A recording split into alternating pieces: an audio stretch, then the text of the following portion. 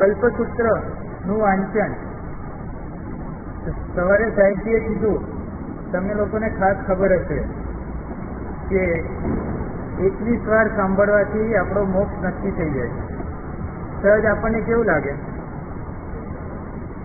કે 21 વાર તો સાંભળવું છે, પણ નક્કી માનજો 21 વાર નહીં 221 વાર સાંભળશો ને, પણ જો અંદર કોઈ ચેન્જ નહીં આવે ને તો કોઈ ફરક નહીં પડે. અને 21 વારના બદલે 1 વાર પણ જો દિલથી સાંભળશો તો નક્કી માનજો મોક્ષ બહુ નજીક છે. કલ્પસૂત્ર થોડુંક લખ્યું છે, ધ્યાન રાખજો. કોઈ પણ ધર્મ હંમેશા બે બાબતો પર ઉભો હોય છે. એક તો આચાર, એની આચારની કરણી, અને બીજું છે વિચાર, એની વિચારસરણી કેવી છે. આપણો ધર્મ સર્વશ્રેષ્ઠ કેમ છે?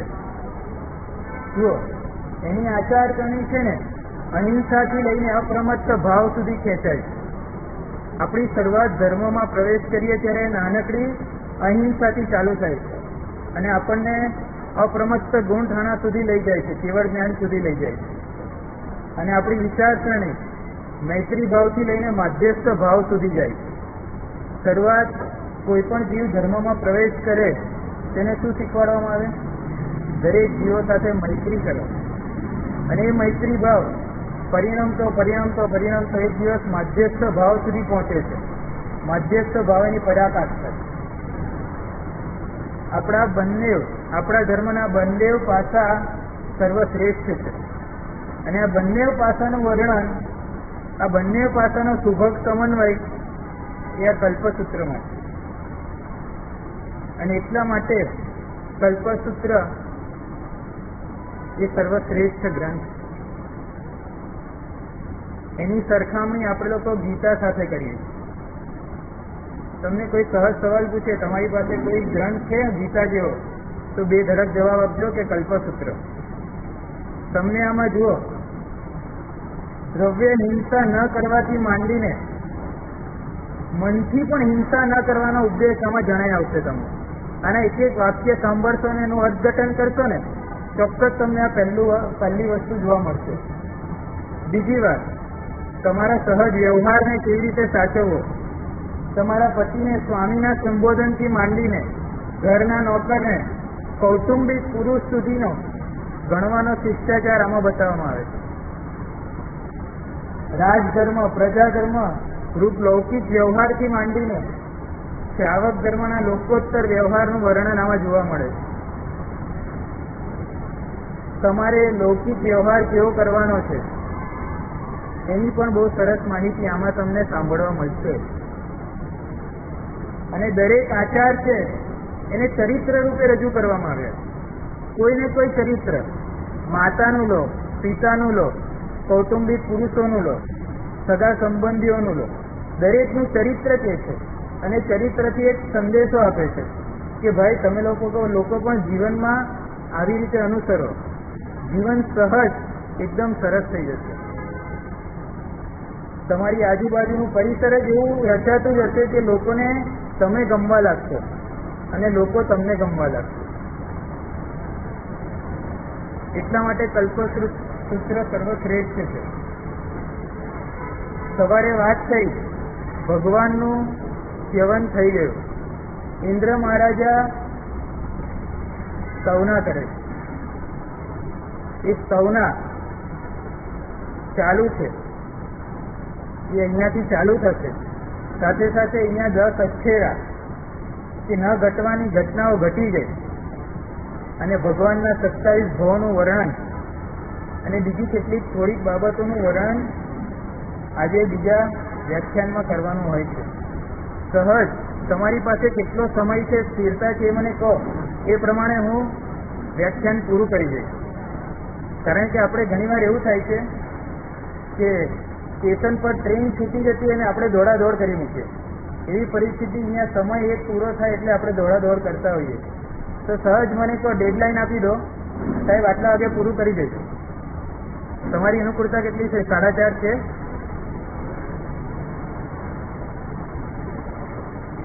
સારું.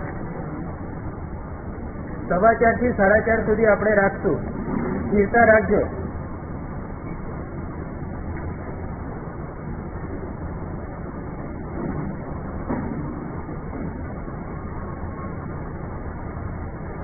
ઇન્દ્ર મહારાજા ભગવાનનું સેવન દેવાનંદ માતાની કુક્ષીમાં થયું છે એ જાણીને ખૂબ રોમાંચિત થાય છે અને ભગવાનની સ્તવના કરે છે.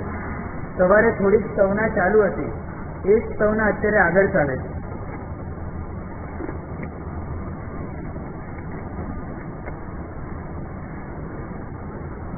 તો પરમ કૃપાળુ પરમેશ્વર કેવા છે એની વાત કરે છે કે ધર્મરૂપી ચક્રથી નરક આદિ ચારે ગતિને તોડી નાખનારા એવા સંસાર સમુદ્રથી ડૂબતા પ્રાણીઓ માટે આધારભૂત એવા અનર્થોનો નાશ કરનારા, અનર્થોને નાશ કરીને આપણું રક્ષણ કરનારા, કર્મોના ઉપદ્રવથી ભય પામેલા એવા જીવો માટે, પ્રાણીઓ માટે આધારરૂપ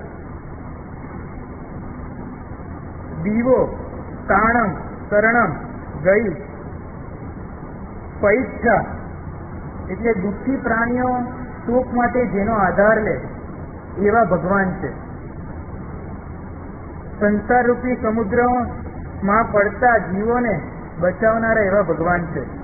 અસ્ખલિત કેવળ જ્ઞાન અને કેવળ દર્શનને ધારણ કરનારા, ઘાતી કર્મો જેના નિવૃત્ત થયા છે એવા પરમ કૃપાળુ પરમેશ્વર. ભવ્ય પ્રાણીઓને રાગ અને દ્વેષથી જીતાડનારા, પોતે રાગ અને દ્વેષથી જીતનારા. ખાસ ધ્યાન રાખજો. ધીનાણમ જાવયાણમ, અમુથુણમાં આપણે બોલીએ છીએ ધીનાણમ જાવયાણમ, તિન્નાણમ તારયાણમ, બુદ્ધાણમ બોયાણમ અને મુત્તાણમ મોગાણમ. એટલે એમ કે છે કે રાગ દ્વેષને પોતે તો જીત્યા પણ બીજાને પણ જીતાડે છે.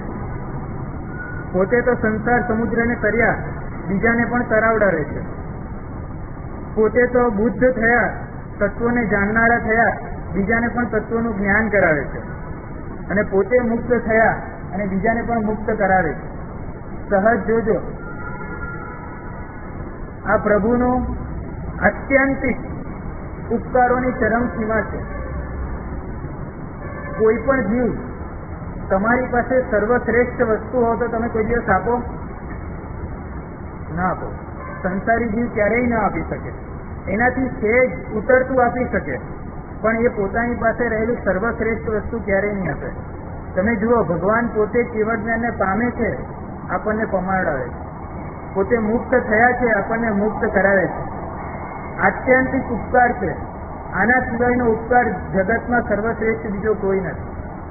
એટલા માટે આ 4 શબ્દો એ જીન શાસનના સર્વશ્રેષ્ઠ શબ્દો છે.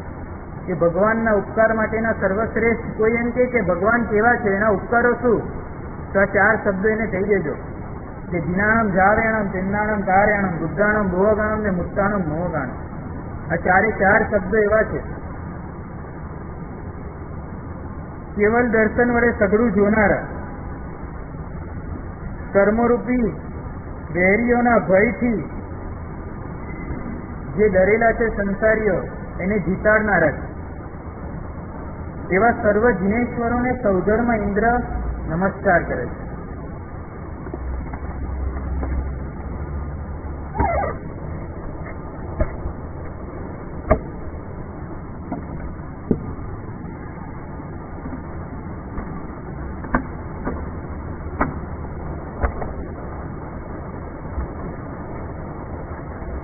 હવે ભગવાન મહાવીર સ્વામીની વાત કરે છે. આ તો 24 તીર્થંકરોની વાત કરી.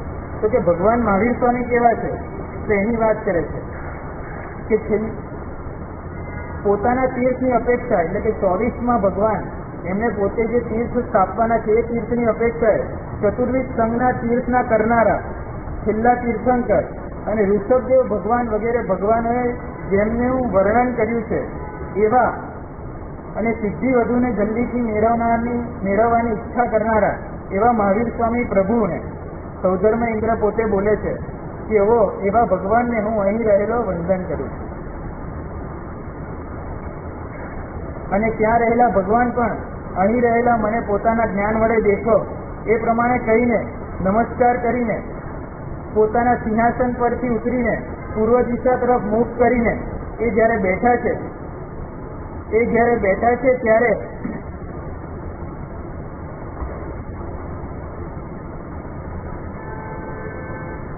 વિચાર કરે છે, એ ચિંતન કરે છે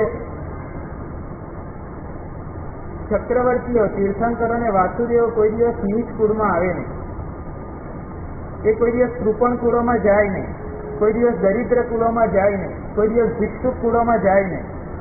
જ્યારે ભગવાન પોતે અત્યારે બ્રાહ્મણ કુળમાં જન્મ લીધો, અહીં બ્રાહ્મણ કુળને નીચ કુળ કીધું છે એ ભિક્ષા માંગવા અર્થમાં કીધું છે કે એ વખતના બ્રાહ્મણો પોતાનું જીવન બીજા પર નિર્ધારિત હતું, ભિક્ષા માંગીને જીવતા હતા, એટલે એ અર્થમાં નીચું કીધું છે, બીજા કોઈ અર્થમાં સંદર્ભમાં નહીં લેતા.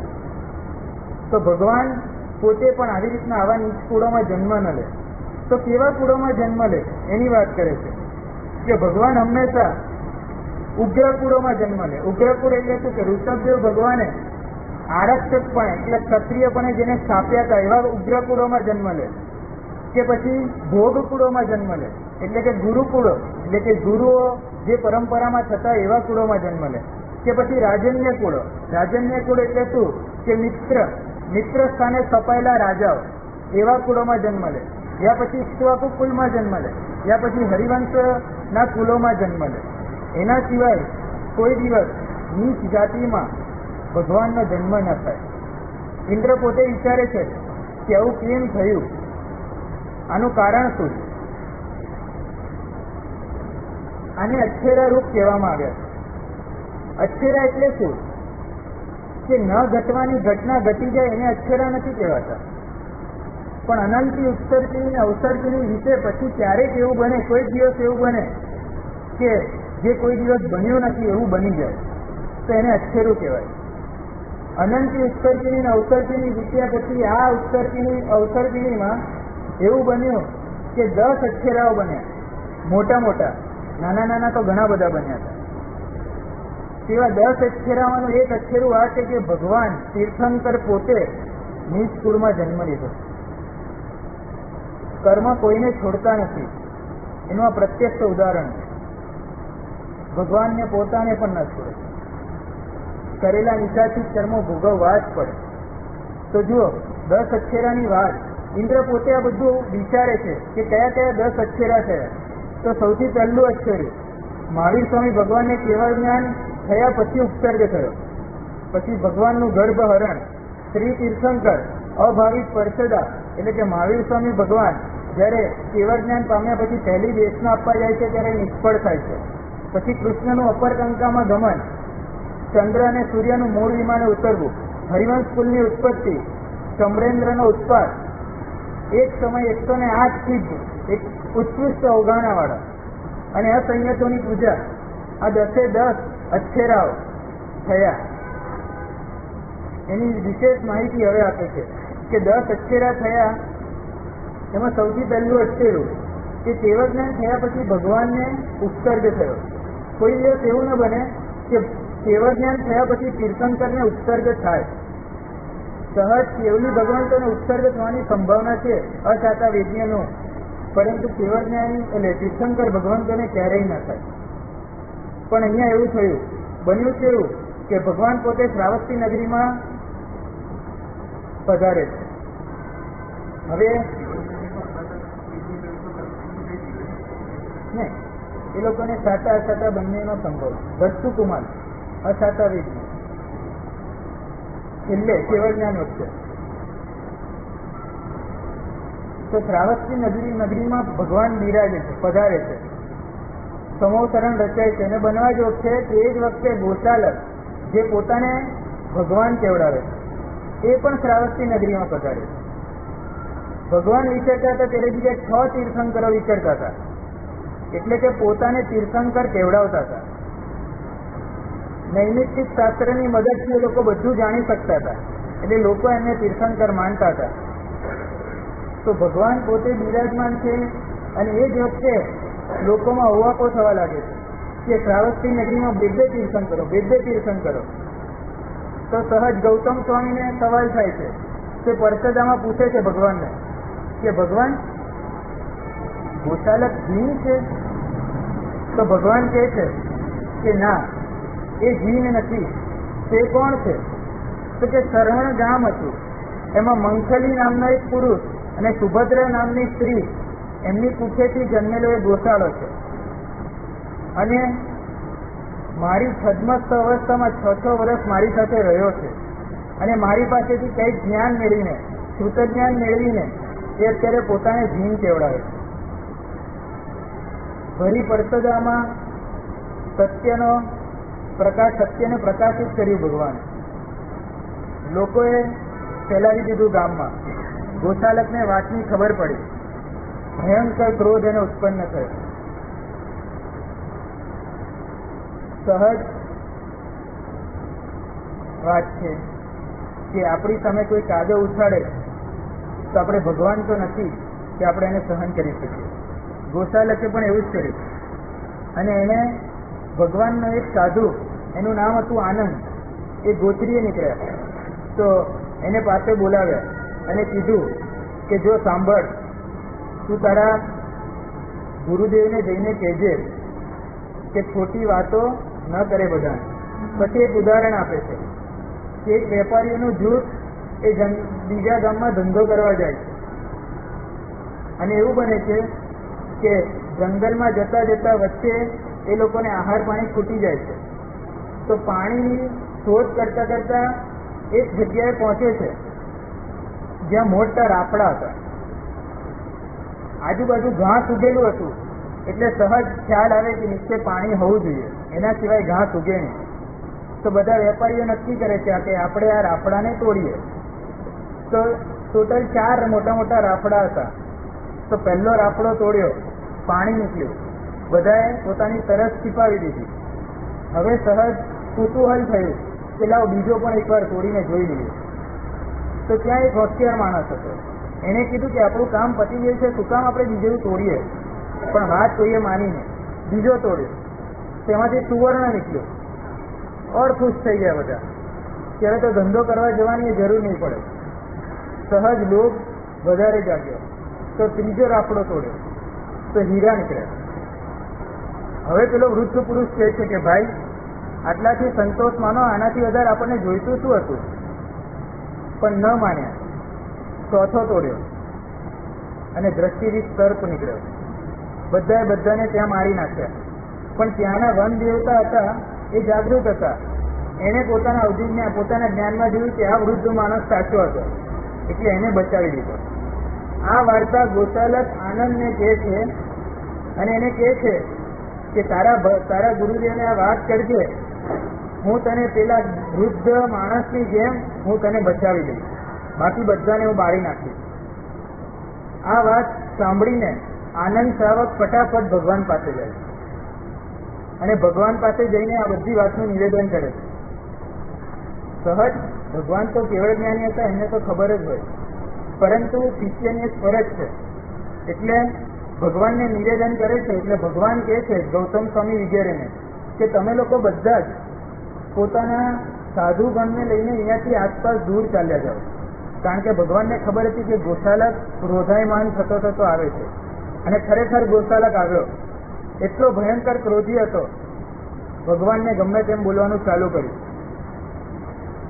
સહજ આપણને અત્યારે કોઈ શાસન માટે ગમે તેમ બોલે તો શું થાય? રોમ રોમ બળી જાય.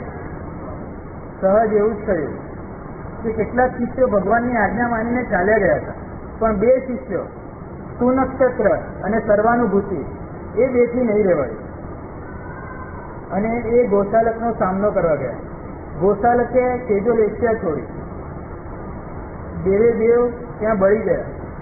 પરંતુ ભગવાનના શિષ્ય હતા, એને નિર્યામના કરવામાં આવી. એ પોતે બંને દેવલોકમાં ગયા. પણ એ તેજો લેસ્યા છોડીને ભગવાનને પ્રદક્ષિણા આપીને પાછી ચાલી તો ગઈ. ગોશાલકની તેજો લેસ્યા જે છોડી લેતી એ ગોશાલકને જ બાળી નાખ્યો. પણ સહજ જે એની ધર્મી હતી ને, એના કારણે ભગવાનને 6 મહિના સુધી લોહીના ઝાડા થયા. કેવળ જ્ઞાન પછી કોઈ પણ ભગવાનને ઉપસર્ગ ન થાય, પણ આ એક અક્ષરું છે કે ભગવાનને આ ઉપસર્ગ થયો.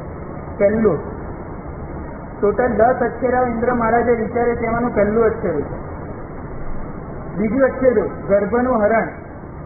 ગર્ભને એક ઉદરમાંથી બીજા ઉદરમાં મૂકવું તે કોઈ પણ જીનેશ્વર નીચ કુળમાં જન્મ્યા નથી, પણ ભગવાન પોતે નીચ કુળમાં જન્મ્યા. તો હવે ઇન્દ્ર મહારાજાને પોતાનો નિયમ છે કે ભગવાન જો નીચ કુળમાં જન્મે તો એમને ઉચ્ચ કુળમાં ટ્રાન્સફર કરવા. તો અહીંયા ભગવાનનું નીચ કુળમાં જન્મવું એ પણ એક અક્ષરું છે. ત્રીજું અક્ષરું સ્ત્રી તીર્થંકર. કોઈ દિવસ સ્ત્રી પોતે તીર્થંકર ન થાય, પણ મલ્લીનાથ ભગવાને પોતે કરેલી માયા એના કારણે આ ભવમાં એ કુંભ રાજાના દીકરી મલ્લી કુમારી તરીકે જન્મ્યા અને એમણે પોતે તીર્થને પ્રવર્તાવ્યું. તે તીર્થંકર રૂપે પ્રવર્ત્યા. એક અક્ષરું છે. ચોથું અક્ષરું અભાવી સ્પર્શદા. તીર્થંકરોની દેશના કોઈ દિવસ નિષ્ફળ ન જાય. યાવત 10 પૂર્વ જે ભણેલા હોય એની પણ દેશના કોઈ દિવસ નિષ્ફળ ન જાય. કોઈને વીરથી ઉત્પન્ન થાય ને થાય જ.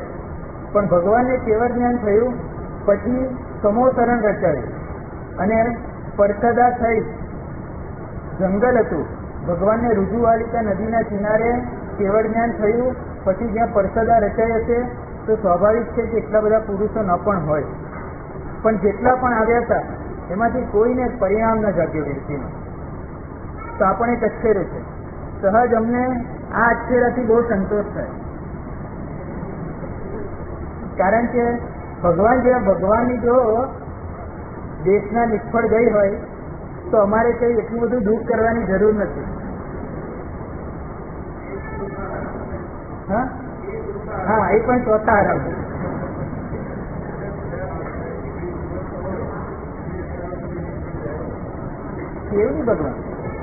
કેવલી ભગવાન બહુ મોટા ભાગે દેશના નથી આપતા. આપે એવું નથી, ન આપે, પરંતુ એ બાબત હું સાહેબને પૂછી લઈશ કે એમાં શું હોય. પાંચમું અક્ષરું દ્રૌપદી કૃષ્ણ વાસુદેવનું અપરકંકામાં ગમન.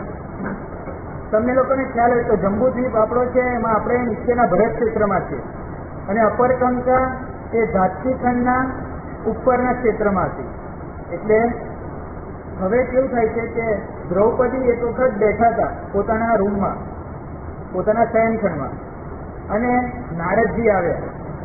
દ્રૌપદી સતી હતા અને નારદજી અસંયત હતા, એટલે એમણે સહજ ઔચિત્ય ન જાળવ્યું. નારદજી આવ્યા તો પોતે ઊભા ન થયા. આ બાબતનું નારદજીને થોડુંક ખોટું લાગી ગયું.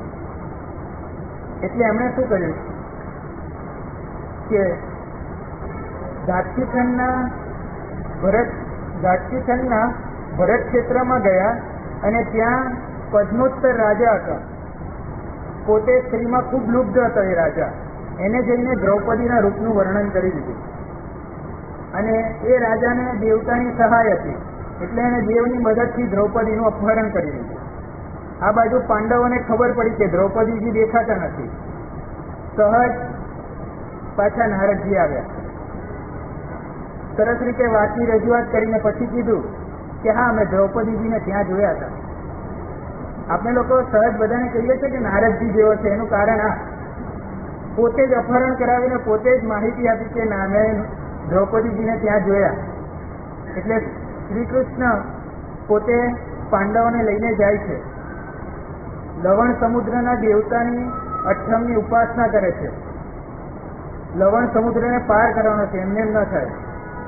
અઠમની દેવતા કરીને ત્યાંના દેવતા પ્રસન્ન થાય છે અને સમુદ્રમાં માર્ગ આપે છે. પોતે અપર કંકામાં જાય છે, એ રાજાને હરાવે છે. ત્યાં વાસુદેવ નૃસિંહનું રૂપ લે છે. તમે લોકોને ખ્યાલ હોય તો સિંહના મોઢાવાળું એક વાસુદેવનું રૂપ હિન્દુઓ પૂજે છે. તે ક્યાં કર્યું હતું? તે અપરકંકામાં વાસુદેવે પોતે એ રૂપ કર્યું હતું અને એ રાજાને હરાવે છે અને દ્રૌપદીજીને લઈને પાછા આવે. હવે આ બાજુ શ્રી કૃષ્ણ ભગવાન પોતાનો શંખ ફૂંકે છે. હવે એવું હોય કે જેમ આપણા ભરત ક્ષેત્રમાં વાસુદેવ વિચરતા હોય, તીર્થંકર વિચરતા હોય, એવી રીતે ઝાંસીખંડમાં પણ તીર્થંકરો વિચરતા હોય, વાસુદેવ વિચરતા હોય. રહેતા હોય. તો આ બાજુ શંખ ફૂંકાયો અને વાસુદેવનો શંખ ફૂંકાયો એટલે સહજ બીજા વાસુદેવ જે ત્યાંના હતા, મુનિસુરત સ્વામી ભગવાન હતા, અને ત્યાંના વાસુદેવ હતા કપિલ વાસુદેવ. તેને ભગવાનને પૂછ્યું કે ભગવાન, આ વાસુદેવનો શંખ કેવી રીતે ફૂંકાયો? તો ભગવાને કીધું કે દક્ષિણ ભરત, જંબુદ્વીપના ભરત ક્ષેત્રમાંથી કૃષ્ણ વાસુદેવ અહીંયા આવ્યા છે. તો સહજ એને જિજ્ઞાસા જાગી, મારે એમને મળવું છે.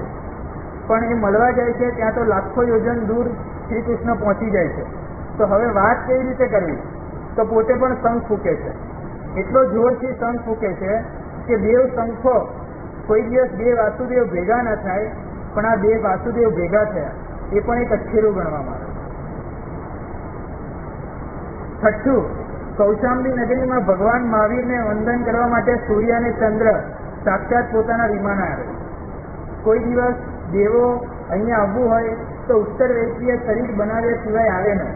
પણ આ એવું બન્યું કે ઉત્તર વૈશ્વીય શરીર બનાવ્યા વગર મૂળ વિમાને એ લોકો આવી ગયા. એના કારણે તમને ખ્યાલ હોય તો મૃગાવતીજીને એવો ભ્રમ રહી ગયો કે દિવસ જ છે. સાતમું અચ્છેરું, હરિવંશ કુળની ઉત્પત્તિ. ચિતનનાથ ભગવાનના સમયમાં હરિવંશ કુળની ઉત્પત્તિ થઈ છે. બન્યું છે એવું કે કૌશાંબી નગરી છે, રાજા સુમુખ છે, ત્યાં વિરત ચાળવી અને એની પત્ની વનમાલા. પત્ની એકદમ રૂપાળા હતા, એટલે રાજાએ પોતે એમને પોતાના અંતઃપુરમાં બેસાડી દીધા. અને શું થયું? વિરત ચાળવી ગાંડા થઈ ગઈ, પોતાની પત્ની ચાલી ગઈ છે. આ બાજુ રાજા અને રાણી પોતે ભોગો ભોગવવા લાગ્યા. અને એક વખત એવું આવ્યું કે પોતે ઝરૂખામાં ઊભા હતા અને આ વિરત ચાળવી જે ગાંડો થઈ ગયો તો પોતાની પત્નીના વિરહમાં એ વનમાલા કરતો ફરે છે અને છોકરાઓની મજાક ઉડાવતા હતા. એ મજાક ઉડાવતા એ મહેલના નીચે આવીને ઉભો રહ્યો. અને આ બે સુમુખ રાજા અને એની વનમાલા પત્ની એને આ દ્રશ્ય જોયું અને સહજ એને વિચાર આવી ગયો કે આપણે વિષયોમાં બહુ ખોટું કરીશું. આ બિચારે એક સાધારણ નિરપરાધી જીવને આપણે ક્લેશ પહોંચાડ્યો. સહજ મનમાં એવા ભાવ પરિણમે છે અને બનવા જોગ છે તે જ વખતે વીજળી પડે અને એ લોકો પર વીજળી પડે છે અને એ લોકો બંને મળીને યુગલિક તરીકે જન્મ લે છે. હરિવર્ષ ક્ષેત્રમાં પોતે યુગલિક થાય છે અને આ બાજુ વિરત ચાળવી એ આ દ્રશ્ય જોઈ છે. ગાંડો થયો હતો પોતાની પત્નીના વિરહમાં. હવે બંને ગુનેગારોને સજા મળી ગઈ એટલે સાજો થઈ ગયો. પોતે તાપસ બને છે, તપ કરે છે અને દેવ બને. આ બાજુ આ બે જીવ પોતે યુગલિક તરીકે હરિવર્ષ ક્ષેત્રમાં જન્મ લે છે. હવે યુગલિક જીવો હોય એટલે સહજ એ લોકોને જીવનમાં સુખ હોય, દુઃખનું નામો નિશાન ન હોય. ગંતરદેવ પોતે જયારે જન્મ લે છે ત્યારે અવધિજ્ઞાનથી જોઈ છે કે આ બે જીવ ગયા ક્યાં, અને સહજ એ વિચાર કરે છે કે આ તો યુગલિક બન્યા અને આવી રીતે સુખ ભોગવે છે, તો મારા અપરાધને કરવાવાળા સુખ ભોગવી કેવી રીતે શકે? તે બંને જીવને ઉપાડે છે. હરિવર્ષ ક્ષેત્રમાંથી બંને જીવને ઉપાડીને આપણા ભરત ક્ષેત્રમાં લાવે અને ભરત ક્ષેત્રમાં લાવીને એમને 7 વ્યસનો શીખવાડે છે. એ બંનેના આયુષ્ય નાના કરે છે, બંનેને 7 વ્યસનોમાં પૂરા કરે છે અને પોતે ચાલે જાય. આ બંને જીવ 7 વ્યસનોને ભોગવતા એક દિવસ મૃત્યુ પામે છે અને પોતે નરકમાં જાય. તો કોઈ દિવસ આવી રીતે કોઈ પણ જીવનું આયુષ્ય સંક્ષિપ્ત કરવું અને યુગાલિયા જીવનું અહીંયા આવવું એવું કોઈ દિવસ બનતું નથી. અનંતી ઉત્સર્પિણી ને અવસર્પિણી. તો એવું બન્યું એના કારણે એને અચ્છેરું ગણવામાં આવ્યું કે આ બંનેથી જે સંતતિઓ જન્મી એને કહેવાય છે હરિવંશ કુળ. 8મું અચ્છેરું, અસુરકુમાર ઇન્દ્ર કે જે કમરેન્દ્ર થયા હતા. અસુરકુમાર એટલે નીચે ભવનપતિ કાયના ઇન્દ્ર. પૂરણ નામના તાપસ એ પોતે તપ કરીને પોતે અસુરકુમારના ઇન્દ્ર બન્યા હતા. આપણને સહજ બધાને એવું હોય મગજ પર કે આપણી ઉપર કોઈ હોવું ન જોઈએ. આ દેવને પણ એવું જ થયું. પોતે ઇન્દ્ર, ભવનપતિના ઇન્દ્ર, નીચેના ભવનપતિ અસુર કાયના પોતે મુખ્ય ઇન્દ્ર પણ ઉપર સૌધર્મ ઇન્દ્રને જોયો એટલે મગજ છટક્યો અને લડવા ઉપડ્યા. પોતે અસુર કુમાર છે, આ સૌધર્મ ઇન્દ્ર છે, તો પણ લડવા ઉપડ્યા. પણ એક સારું કામ કરીને ગયા. ભરત ક્ષેત્રમાં ભગવાન વિચરતા હતા ને, તો એમને વંદન કરીને ગયા. કોઈ પણ કામ, જો ખોટું કામ કરવા જતા હતા પણ ભગવાન મહાવીરનું શરણ લઈને ગયા. એના કારણે શું થાય છે કે ત્યાં જાય છે, ત્યાં જઈને ધમાલ મચાવ્યું છે. પોતે ઇન્દ્રની રક્ષણ, સંરક્ષણ દેવો જે હોય, આત્મરક્ષક દેવો, એ બધાને હડસેલી મૂકે છે. અને એના રાજભવન પોતે સૌધર્મ વતન તક વિમાનની વેદિકા સુધી પહોંચી જાય છે. બધા દેવોને મારે છે. સહજ ત્યારે ઘણીવાર ઘણા શાસ્ત્રોમાં એવું વર્ણન પણ છે કે ત્યાં હતી ને દેવીઓ હતા, બીજા બધા દેવો હતા, તેને જોઈને આનંદ થાય છે. ત્યાં કયો દેવ આવ્યો જે ઇન્દ્રને પડકાર આપે છે અને ઇન્દ્ર પાસે પહોંચે છે. સૌધર્મ ઇન્દ્ર હતો સહજ, એના કરતા અનંત ઘણી શક્તિ એની પાસે. સૌધર્મ ઇન્દ્રએ પોતાનું વજ્ર છોડ્યું અને વજ્ર જેવું પાછળ પડ્યું એટલે આ દેવ ભાગ્યા. અસુર કુમાર, આ અસુરેન્દ્ર હતા, સમરેન્દ્ર એ ભાગ્યા અને ભાગીને સીધા ભગવાન પાસે આવ્યા. હવે અહીંયા સવાલ ઘણીવાર શાસ્ત્રોમાં એમ કે વજ્ર કેમ એમનો પીછો ન કરી શક્યો. 4 અંગુલ દૂર રહ્યું હતું ખાલી વજ્ર, અને ભગવાન મહાવીરનું ઉપરથી નીચે ગમન કરતા કરતા એ સીધા ભગવાન મહાવીરના ચરણમાં આવીને અટકી ગયા. અને સૌધર્મ ઇન્દ્રએ પોતે જ્ઞાનમાં જાણ્યું કે આ તો ભગવાનનું શરણ લઈ લીધું એને, એટલે પોતે પણ ગતિ કરતા કરતા એ વજ્રને 4 અંગુલથી અટકાવી દીધું અને પકડી લીધું. તો વજ્ર એનો પીછો કેમ ન કરી શક્યું એનો સવાલ શાસ્ત્રમાં પૂછે તો જવાબ આપે છે કે આ અસુરની કાયના દેવ હતા, એટલે એની નીચે ગમન કરવાની શક્તિ વધારે હોય, એની ઉપર ચડવાની શક્તિ ઓછી હોય. અગર ઉપર ભાગતા હોત તો વજ્ર સહજ એને મારી દે. તો ભગવાનનું શરણ લીધું અને બચી ગયા. પણ આવું કોઈ દિવસ થયું નથી કે કોઈ ઇન્દ્ર પોતે ઉપર જઈને ધમાલ મચાવી મૂકે. તો આ પણ એક અક્ષરું છે. ઇન્દ્ર પોતે સમરેન્દ્રને કહે છે કે આજે તો પ્રભુની ભક્તિએ તને બચાવી લીધો અને એના કારણે હું તને છોડી દઉં છું. તો આ ઉર્ધ્વગમન એ પણ એક અક્ષરું રહ્યું. 9મું અક્ષરું, ઉત્કૃષ્ટ અવગાહનાવાળા 108 સિદ્ધ એક સાથે ક્યારેય ન થાય. અને ભગવાન આદિનાથના સમયમાં આ 108 સિદ્ધ થયા. ભગવાનના 99 પુત્રો અને ભરતના 8 પુત્ર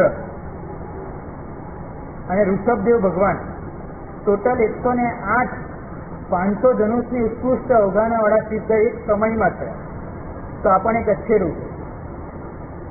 અને 10મું અસંયતોની પૂજા, ભગવાન સૂર્યનાથના સમયમાં તીર્થનો વિચ્છેદ થયો.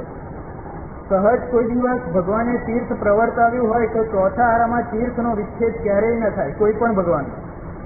પણ 9મા ભગવાન પછી તીર્થનો વિચ્છેદ થયો અને આ સંયતોની પૂજા થઈ. તો આ પણ એક અક્ષરું છે. તો આ 10મું અક્ષરું. તો ક્રમશઃ યાદ રાખજો કે કયા ભગવાનમાં કયા કયા અક્ષરા થયા. ટોટલ 10 અક્ષરા, મોટા મોટા, નાના નાના તો એવા ઘણા બધા અક્ષરા થયા છે. આવી જ રીતે 10 અક્ષરા આ ભરત ક્ષેત્રમાં, એવી રીતે ધાત્રીખંડના ભરત ક્ષેત્રમાં પણ થયા. એવી રીતે દરેક 5 ભરત ક્ષેત્રમાં, એવી જ રીતે સામે ઐરાવત ક્ષેત્રમાં પણ એવી જ રીતે 5 દરેક જગ્યાએ 10 અક્ષરાઓ થયા છે.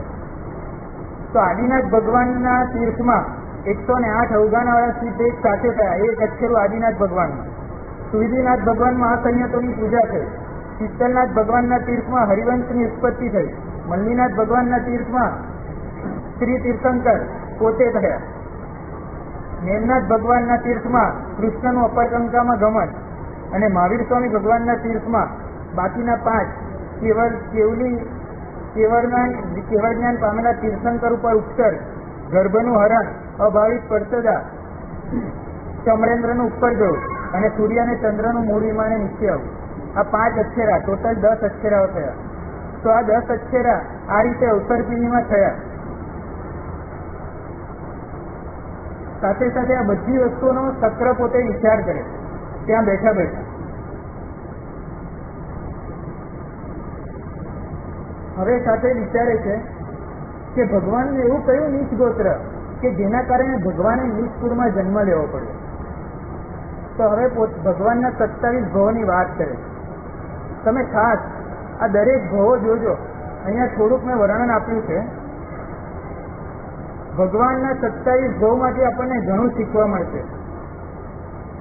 આપણે કરેલી ભૂલો એને કેવી રીતે સુધારવી અને જે ભૂલો આપણે ન કરવી જોઈએ એનું દરેકનું થોડુંક વર્ણન આપણે ભવને પણ જોતા જઈશું, સાથે સાથે થોડુંક સમજતા પણ જઈશું. કલ્પસૂત્ર હું તમને વાંચીને સંભળાવી દઈશ, પણ એની સાથે થોડુંક સમજતું ને તો જીવનમાં પરિવર્તન લાવવાનો થોડોક અવકાશ રહેશે. તો જુઓ, ભગવાનનો પહેલો ભવ ખાસ જોઈ લો.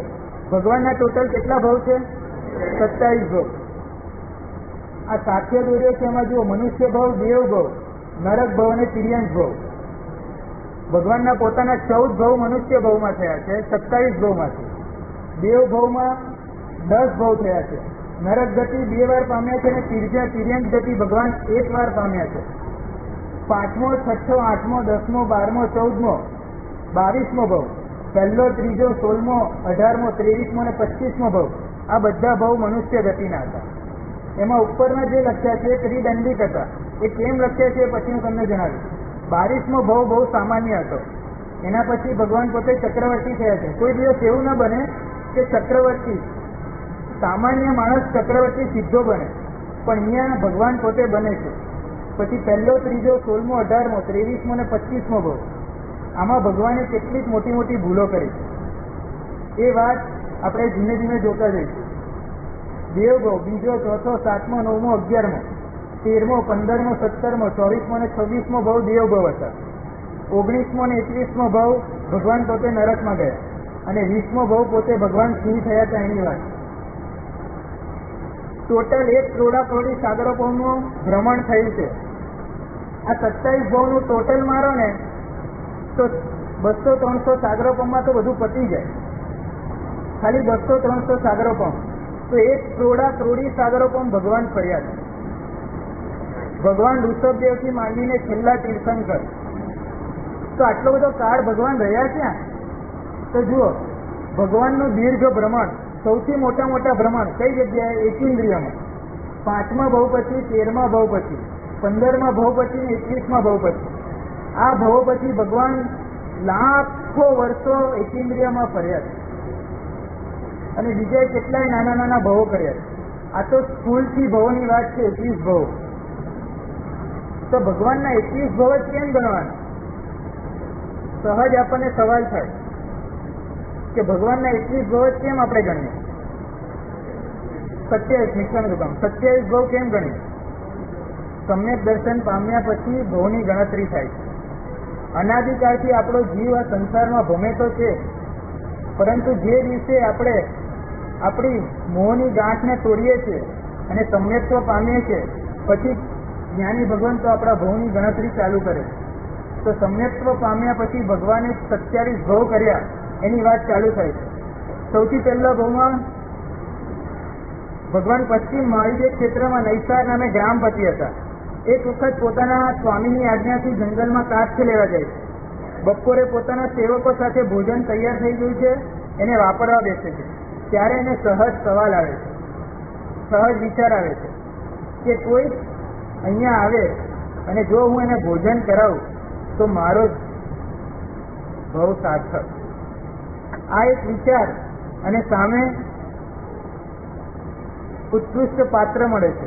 મુનિ ભગવાન તો પોતે જે માર્ગથી ભૂલા પડ્યા હતા એ લોકો સામે મળે છે અને સહજ આતિથ્ય ભાવથી એનું હૃદય એટલું ઉછળે છે અને સાધુ ભગવાનને જોઈ છે એટલે તો એના હૃદયમાં ઉત્સાહ સમાતો નથી. પ્રથમ વિનંતી કરે છે ભગવાનને, સાધુ ભગવાનને કે પધારો. સહજ જોજો એનો ઔચિત્ય કે કોઈ પણ વખત કોઈ પણ મહાત્માઓને જુઓ તો સહજ ઔચિત્ય છે કે આપણે એમને પધારવાની વિનંતી કરો. પોતે એમને વહોરાવે છે અને વહોરાડીને એમને સાચા માર્ગે ચડાવી દે. ખાસ સમજવા જેવી વાત છે. અત્યારે દ્રવ્ય ક્ષેત્ર, કાળ અને ભાવથી વસ્તીની એટલે કે તમારી રહેણી કરણી ઘણી બદલાઈ ગઈ છે.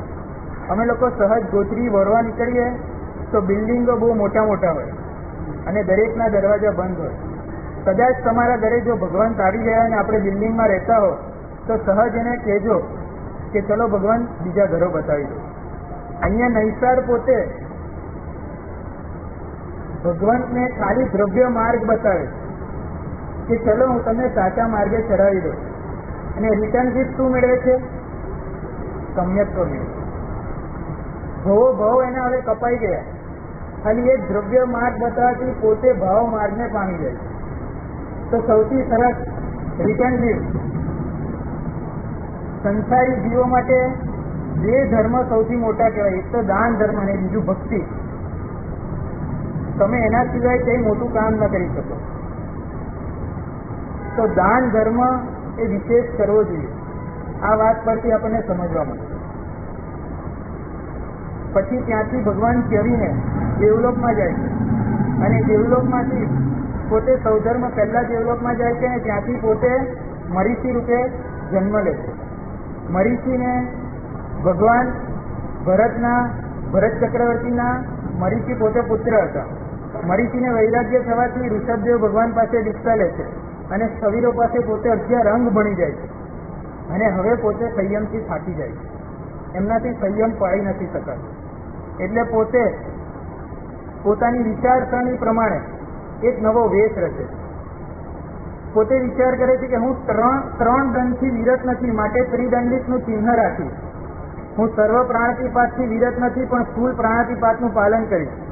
હું દ્રવ્ય મુંડિત છું, હું દ્રવ્યથી મુંડિત નથી, ભાવથી મુંડિત નથી, એટલે હું નાનકડી ચોટી રાખીશ. હું બ્રહ્મચર્ય પિયળ વ્રતથી વાતિત નથી, એટલા માટે હું ચંદનનો લેપ કરીશ. હું મોહથી ગ્રસ્ત છું, માટે હું છત્ર રાખીશ. અને હું કસાઈથી યુક્ત છું, માટે કાસાઈક વસ્ત્ર ઘેરુઆ રંગના વસ્ત્ર પહેરીશ. પોતે આવી વિચારસરણી કરીને એક ત્રિદંડિતનો વેશ લે. અહીંયા ખાસ સમજવાનું એ છે કે ભગવાન આ ભાવમાં 4 મોટી મોટી ભૂલો કરે છે. તમને મરીચીનું દ્રષ્ટાંત તો બહુ સારી રીતે ખબર છે કે ભગવાને શું કર્યું, એટલે મરીચીના ભાવમાં ભગવાને શું કર્યું એ સહજ બધા જાણો છો. પણ એમની ભૂલો પર એકવાર આપણે જોઈ લઈએ કે આપણે જિંદગીમાં એવી ભૂલ ન કરી દઈએ.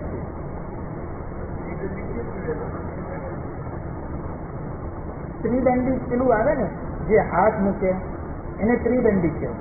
પોતે મનદંડ, વચનદંડ અને કાયદંડથી વિરત પોતે નથી પાડતા, એ વિચારીને પોતે ત્રિદંડિતનું ચિહ્ન ધારણ કરે. એના માટે ત્રિદંડિત કહેવાય.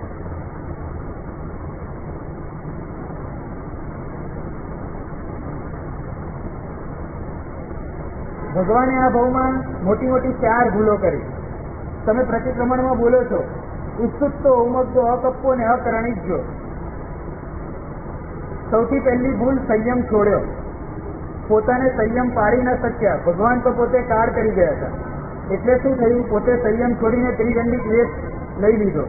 સંયમ છોડ્યો એનું પરિણામ એ આવ્યું કે પછીના 12 ભવ સુધી એમને ચારિત્ર નથી મળ્યું. અહીંયા ખાસ સમજજો કે ઘણીવાર આપણાથી સંયમોની નિંદા થઈ જતી હોય કે એ લોકો કેમ આવું કરે. આપણે એ જોવાનું જ નથી, આપણે તો એના ભાવને જોવાના છે. આ જીવે સંયમ છોડ્યો, 12 ભવ સુધી સંયમ નહીં મળ્યો. આપણને શું થાય? આપણને કોઈ કેવલી ભગવાન છે નહીં, બતાવી નહીં શકે.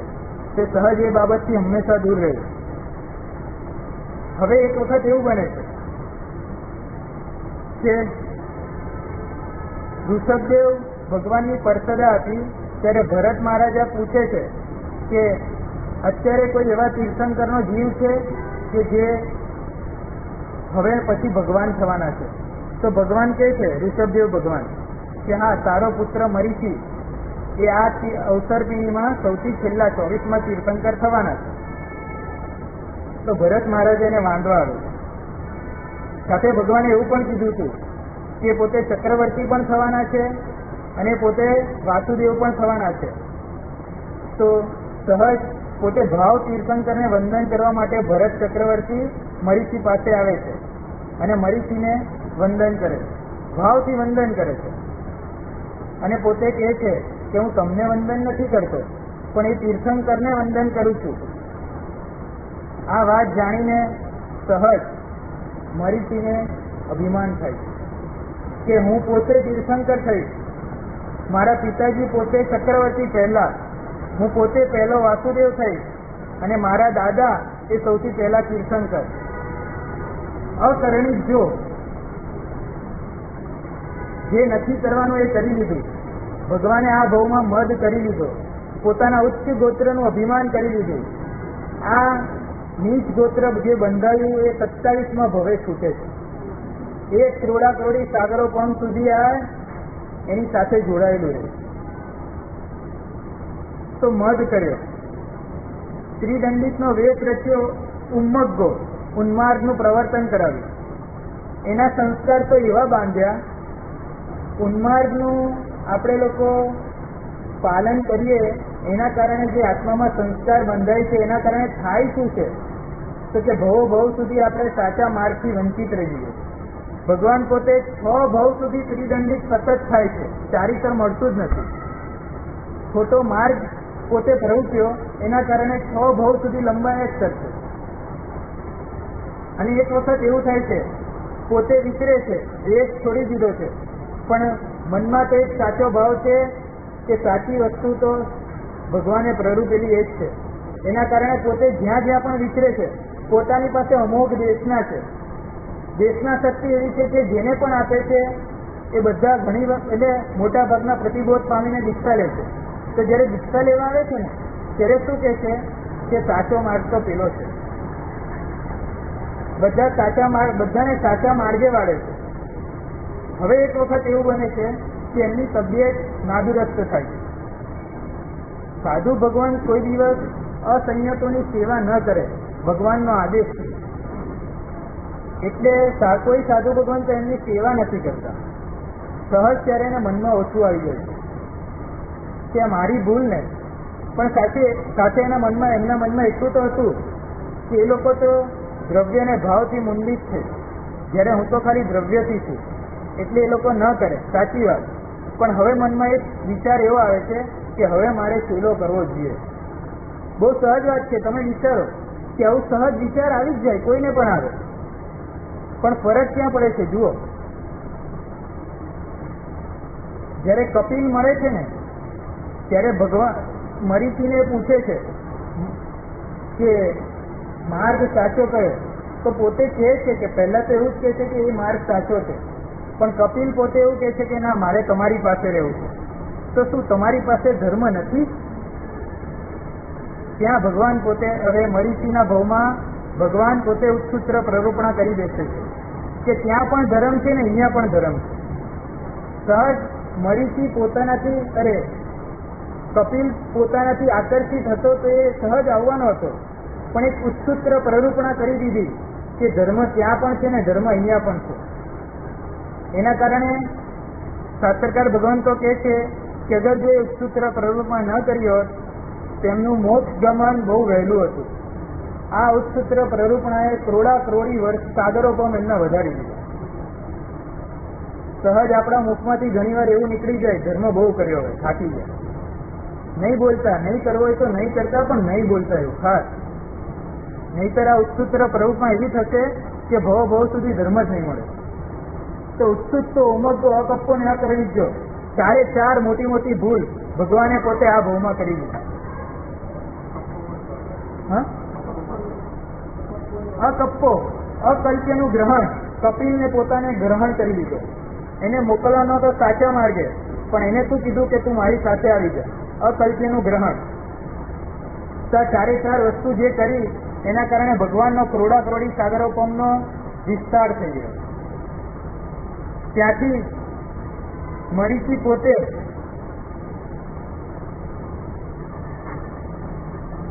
આયુષ્ય પૂર્ણ કરીને ચોથા ભવમાં બ્રહ્મલોક દેવલોકમાં 10 સાગરોપમની સ્થિતિવાળા દેવ થાય છે. ફરક એટલો જ પડે છે, ખાસ ધ્યાન રાખજો કે કદાચ ભૂલ થઈ પણ જાય આપણા જીવનમાં, ચલો કોઈ વાંધો નથી, પણ એની આલોચના લઈ લો. એ ભવમાં એને આલોચના ન લીધી એના કારણે આ બધી વસ્તુ સર્જાય છે. ભૂલ સહજ, આપણે સહજ માણસ છીએ, ભૂલ થવાની સંભાવના તમારી અમારી બધાની રહે. આપણા અષ્ટાંગિકા વ્યાખ્યાનમાં જ આવે છે કે આલોચના એક કર્તવ્ય છે. તો આપણે સહજ આલોચના લઈને એને પૂરી કરીને એ પાપને ધોઈ કાઢવું.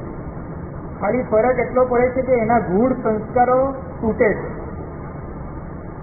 કોઈ પણ ખોટી વસ્તુ થઈ જાય એના કારણે થાય છે તો આપણા શરીર, આપણા આત્મામાં એ ખોટા સંસ્કારો ધરબાઈ જાય છે અને આલોચના લેવાથી એ ખોટા સંસ્કારોની પરંપરા તૂટે છે, અનુબંધ તૂટે છે. એના કારણે આપણે બચી જઈએ.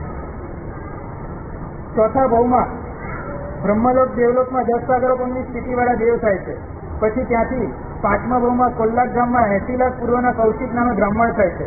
6ઠ્ઠા ભાવમાં જૂનાનગરીમાં 72 લાખ પૂર્વના આયુષ્યવાળા પુષ્પ નામે બ્રાહ્મણ થાય છે. 8મા ભાવમાં ચૈત્યનગરીમાં 7મા ભાવમાં પહેલા દેવલોકમાં મધ્યમ સ્થિતિવાળા દેવ થાય છે. 8મા ભાવમાં ચૈત્યનગરીમાં 60 લાખ પૂર્વના આયુષ્યવાળા અગ્નિદ્યોત નામના બ્રાહ્મણ થાય છે. 9મા ભાવમાં બીજા દેવલોકમાં મધ્યમ સ્થિતિવાળા દેવ થાય છે.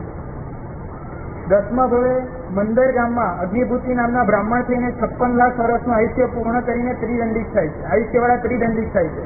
11મા ભાવમાં ત્રીજા દેવલોકમાં મધ્યમ આયુષ્યવાળા દેવ થાય છે. 12મા ભાવમાં શેષાંબી નગરીમાં ભારદ્વાજ નામે બ્રાહ્મણ થાય છે, જેમનું આયુષ્ય 44 લાખ પૂરવાનું છે. 13મો ભાવ ઘણો કાળ ભ્રમણ કરે છે. 14મો ભાવ રાજગૃહી નગરમાં સ્થાવર નામના બ્રાહ્મણ થાય છે, જેનું આયુષ્ય 34 લાખ પૂરવાનું હતું. 15મા ભાવમાં 5મા દેવલોકમાં મધ્યમ સ્થિતિવાળા દેવ થાય છે. હવે 16મો ભાવ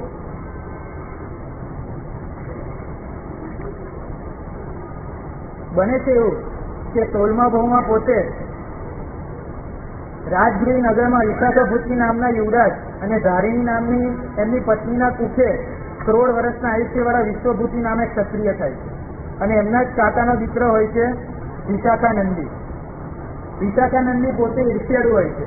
હવે એકવાર વિશ્વભૂતિ એટલે ભગવાનનો જીવ ઉદ્યાનમાં ક્રીડા કરતો હોય છે અને વિશાખાનંદીને એવું થાય છે કે મારે ઉદ્યાનમાં જવું છે. એટલે છળ અને કપટથી ભગવાનના જીવ વિશ્વભૂતિને એમાંથી બહાર કાઢે છે. વિશ્વભૂતિને બહાર કાઢે છે અને પોતે ક્રીડા કરવા લાગી જાય. હવે સત્ય હકીકતની જ્યારે ખબર પડે છે ત્યારે કે વિશાખાભૂતિને પ્રચંડ ક્રોધ આવે. ધમધમ તો એ વિશાખાનંદી પાસે જાય છે અને ત્યાં એક કોળાનું ઝાડ હતું. એને કહે છે કે આ વડીલોની આજ્ઞા મને નડે છે, બાકી આ ઝાડ પર જેટલા કોળા છે એ બધાને એક મુઠ્ઠીમાં હું નીચે પાડી દઉં અને બધાને પાડી દઈશ. એવી રીતે તમારું મસ્તક હું છેદી કાઢું. અને પછી ત્યાંથી બહાર નીકળે છે. દુઃખ ગર્ભિત વૈરાગ્ય જાગી જાય. પોતે દીક્ષા લે છે. જુઓ, દુઃખ ગર્ભિત વૈરાગ્ય જાગવાથી પણ દીક્ષા લઈ શકે છે, પણ પછી શું થાય છે? જ્ઞાન ગર્ભિત વૈરાગ્ય ઉત્પન્ન થાય છે. 1000 વર્ષનું તીવ્ર તપ તપે છે અને એક વખત પોતે વિચરતા વિચરતા મથુરા નગરીમાં આવે છે. મથુરા નગરીમાં આવીને ત્યાં પોતે જ્યાં રસ્તા પર જતા હોય છે ત્યાં વિશાખાનંદી પણ પોતે લગ્ન કરવા આવ્યો હોય. સહજ છે, આયુષ્ય બહુ મોટા હતા. તો લગ્ન કરવા જ્યારે બંને જતા હોય છે, બંનેનો રસ્તો એક થઈ જાય છે અને વચ્ચે એક ગાય જતી હોય છે. વિશાખાનંદી 1000 વર્ષોનું તપ કર્યું હોય છે એટલે એકદમ પતલા થઈ જાય, શુષ્ક કાયા થઈ જાય અને એના કારણે ગાયના ભેજ પ્રહારથી પોતે પડી જાય. ત્યાં વિશાખાનંદી આ જોઈ જાય છે અને પોતે હસે છે અને પોતે કહે છે કે ક્યાં ગયું ભાઈ તારું 1000 કોઠાને પાડવાવાળું બળ. અને જુઓ, તપ આપણે સહજતાથી કરી દઈશું પણ એમાં જ્ઞાન નહીં ઉમેરાય ને તે આપણા ભવોની પરંપરા ક્યારેય નહીં તોડે. પોતાને એટલો પ્રચંડ ક્રોધ આવે છે કે ગાયને ઉછાળે છે અને ઉછાળીને ફેંકે છે આકાશમાં અને નિયાણું બાંધી દે છે કે મને ભવાંતરમાં શક્તિશાળી બનવાનું નિયાણું બાંધી દે છે કે હું ભવાંતરમાં બહુ બધો શક્તિશાળી થઉં. મોહ ગર્ભિત વૈરાગ્યથી દીક્ષાને વેચી કાઢે. પોતે દીક્ષા તો લીધી, જ્ઞાનથી પાડી પણ મોહ સવાર થઈ જાય એના કારણે નિયાણું બાંધી દીધું અને દીક્ષાને વેચી કાઢી. હવે ત્યાંથી પોતે ખાલી ફરક એટલો પડે છે કે આ ભાવમાં પોતે 16મા ભાવમાં ઝેરની પરંપરાનું બીજ નાખી દે છે. હંમેશા યાદ રાખજો, ઝેરની પરંપરાનું બીજ ક્યારેય નહીં છોડે. સાહેબજીએ વ્યાખ્યાનમાં કીધું હતું રાગની પરંપરાનું બીજ પણ નહીં છૂટે એમ વેરની પરંપરાનું બીજ પણ નથી છૂટતું. ભગવાને આ ભાવમાં એક સૌથી મોટી ભૂલ કરી, વેરનું બીજ બાંધી દીધું, વેરની પરંપરા બાંધી દીધી. હવે અહીંયાથી પોતે મૃત્યુ પામીને 17મા ભવે મહાસુત્ર દેવલોકમાં ઉત્કૃષ્ટ દેવવાળા આયુષ્ય થાય છે. ત્યાંથી કરીને 18મા ભવે પોતે ત્રિપુષ્ઠ વાસુદેવ થાય છે. વાત એવી રીતે છે કે પોતનપુર નગર છે, પ્રજાપતિ નામનો રાજા છે, એમના દીકરા તરીકે ત્રિપુષ્ઠ વાસુદેવ પોતે જન્મ લે છે. એ રાજાનું નામ હતું તો રિપુપતિ શત્રુ, અને એની પત્ની હતી ભદ્રા રાણી. એમને પોતાને એક અચલ અને મૃગાવતી બે દીકરા દીકરી હતા. હવે મૃગાવતી એટલા સુંદર હતા કે એના કારણે એવું થયું કે એક વખત એમને જોઈને આ જે પ્રજાપતિ રાજા હતો એને મોહ થયો, અને એમને એવું થયું કે હું આ મૃગાવતી પોતાની દીકરી જોડે જ લગ્ન કરું. પણ કેવી રીતે કરાય? લોકોની આમન્યા નડે તો પોતે છલ કરે છે. એક વખત મૃગાવતીજી ને પોતે શૃંગાર સજીને રાજભવનમાં બોલાવે.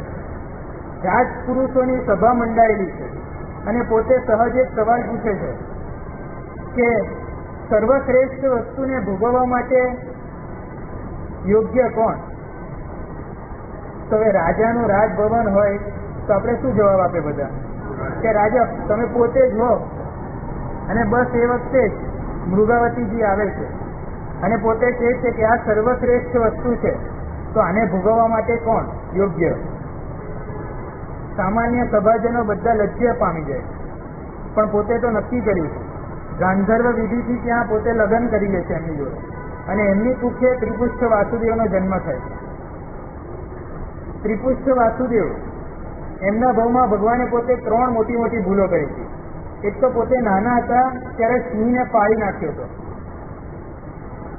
વાસુદેવ હતા, સહજ એટલું બળ તો હોય, તો પોતે સિંહને ફાડી નાખ્યો, એક મોટી ભૂલ એ કરી. અને પછી એક વખત એવું બને છે કે પોતે સંસારી ગયા હોય છે, સૂઈ જાય છે, ત્યારે સંગીતનું ગાન ચાલતું હોય છે, તો સૈયા પાલકને કહે છે કે હું સૂઈ જાઉં એટલે સંગીત બંધ કરાવી દે. હવે બને છે એવું કે સૈયા પાલક ભૂલી જાય છે, અને જ્યારે ઉઠે છે ત્યારે સંગીત ચાલતું હોય છે, એટલે સહજ એમનો ક્રોધ આવી જાય અને સૈયા પાલકના કાનમાં શીશું રેડાવે. ભયંકર ક્રોધને લીધે એ પોતાના અનુબંધ એવા બાંધે છે. આ એક ભૂલ એમને 27મા ભવમાં કાનમાં છેલ્લા ઠોકાના ઉત્સર્ગ રૂપે રિટર્ન ગિફ્ટ મળે છે. ભયંકર વેદના, ભયંકર પરિસર કીધો હતો તો એ આ હતો. ઉત્કૃષ્ટમાં ઉત્કૃષ્ટ પરિસર કયો હતો કે કાનમાં ખીલા ઠોકે. 2 ખીલાની અણી આમ ચોંટી જાય છે કાનમાં, કલ્પના નહીં કરી શકો. શીશું રેડાવ્યું હતું ત્યારે એટલી જ મજા લીધી હતી. એનો અનુબંધ એવો બાંધ્યો કે સામાન્ય માણસ તો 20 સેકન્ડે મરી જાય, પણ ભગવાન હતા. તો બીજી એ ભૂલ કરી. અને ત્રીજી ભૂલ એ કરી કે પ્રાણીને અણમાનીતી કરી દીધી, એમને તરછોડી દીધી. એના કારણે એની સાથે વેરનો અનુબંધ બંધાયો. એ કટના પુત્ર વૈંતરી તરીકે ઉત્પન્ન થઈ 27મા ભવે, અને ભગવાન પર મધ્યમ કક્ષાનો ઉત્કૃષ્ટ ઉપસર્ગ પોતે કરે. તો આ 3 ભૂલ એમણે 18મા ભવમાં કરી હતી. ત્યાંથી પોતે ત્રિપુષ્ઠ વાસુદેવ હતા. દીક્ષા નિયમમાં વાસુદેવ નરકમાં જ જાય, એટલે ત્યાંથી મરીને 19મા ભવે જુઓ નરકમાં જાય. ત્યાંથી પછી 20મા ભવમાં પોતે તિર્યંશ બને છે, અને તિર્યંશ બનીને પાછા પોતે 21મા ભવમાં નરકમાં જાય. 22મા ભવમાં પોતે ઘણું ભ્રમણ કરે છે. 22મા ભવમાં વચ્ચેના ભવમાં 22મા ભવમાં ઘણું ભ્રમણ કરીને મનુષ્ય થાય છે. 21મા ભવ પછી ઘણું ભ્રમણ કરે છે, 22મા ભવે મનુષ્ય થાય છે. હવે અહીંયાથી ભગવાનની જન્મમાં ભગવાનના જીવ પોતે હવે ભૂલ કરવાની ઓછી કરશે અને ઉન્નતિનો માર્ગ પકડશે. સમ્યક્ત્વ પામ્યા પછી આટલો બધો કાળ ભ્રમણ કરવાનું તીર્થંકરોમાં બહુ હોતું નથી. ભગવાન પોતે કેટલું વહેલું સમ્યક્ત્વ પામી ગયા હતા. એના પછી 22 તીર્થંકરો સમ્યક્તો પામે અને પોતે તીર્થંકર બનીને મોક્ષમાં પણ ચાલ્યા ગયા. પણ ભગવાન પોતે ઘણો લાંબો સમય ફર્યા. એના મૂળ કારણો, મૂળ બીજ અહીંયા જોજો. આ દરેક ભાવોમાં એમણે આપણને લાગશે આપણી આવી ભૂલો તો આપણે સહજ જીવનમાં રોજ કરીએ, તો અટકી જજો.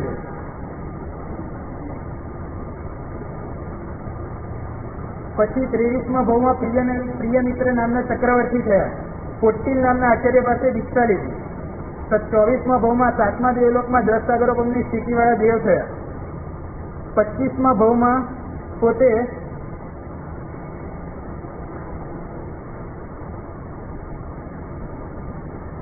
જીતશત્રુ નામના રાજા અને ભદ્રા રાણીની કુખે નંદન નામના પુત્ર રૂપે ઉત્પન્ન થયા.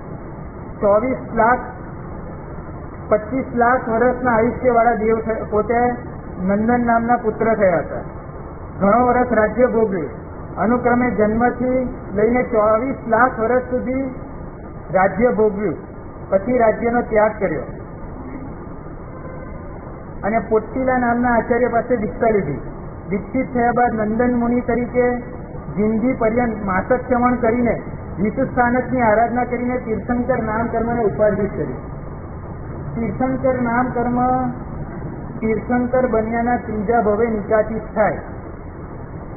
25મો ભવ, આ ભવમાં પોતે તીર્થંકર નામ કર્મને નિકાચિત કરે. તીર્થંકર નામ કર્મ અત્યારે તમે અને હું બધા જ બાંધતા હોઈએ, પણ નિકાચિત કોણ કરે? તો કે જે તીર્થંકર થવાનું એના ત્રીજા ભવે પોતે નિકાચિત કરે છે, કે નક્કી કરે છે કે હવે હું તીર્થંકર પક્કા થઈશ. ત્યાં સુધી એવું પણ બન્યું છે, શાસ્ત્રમાં એવા પણ દ્રષ્ટાંતો છે કે તીર્થંકર નામ કર્મ પામ્યા પછી પણ એને ગુમાવી દે. આપણે પણ તીર્થંકર નામ કર્મને સહજ બાંધતા જ હોઈએ. તો 26મા ભવે, ત્યાંથી 25મા ભવમાં અંતે 1 માસક ચમણની 1 માસ સંલેખના કરીને કાળ પામીને 26મા ભવે પ્રાણત નામના દેવલોકમાં પોતે 20 સાગરોપમની સ્થિતિવાળા દેવ થાય છે. 25મા ભવે એ પોતે 11,80,645 માસક ચમણ કરે છે. 25મા ભવની સાધનાનું ફળ એમને 27મા ભવે મળશે. 26મા ભવે આપણે લોકો કહીએ છીએ જ્યારે સવારે આવ્યું કે ભગવાન પ્રાણત દેવલોકમાંથી દેવાનંદા માતાની કુક્ષીમાં પધાર્યા. તો હવે 26મા ભવનું આયુષ્ય પૂર્ણ કરીને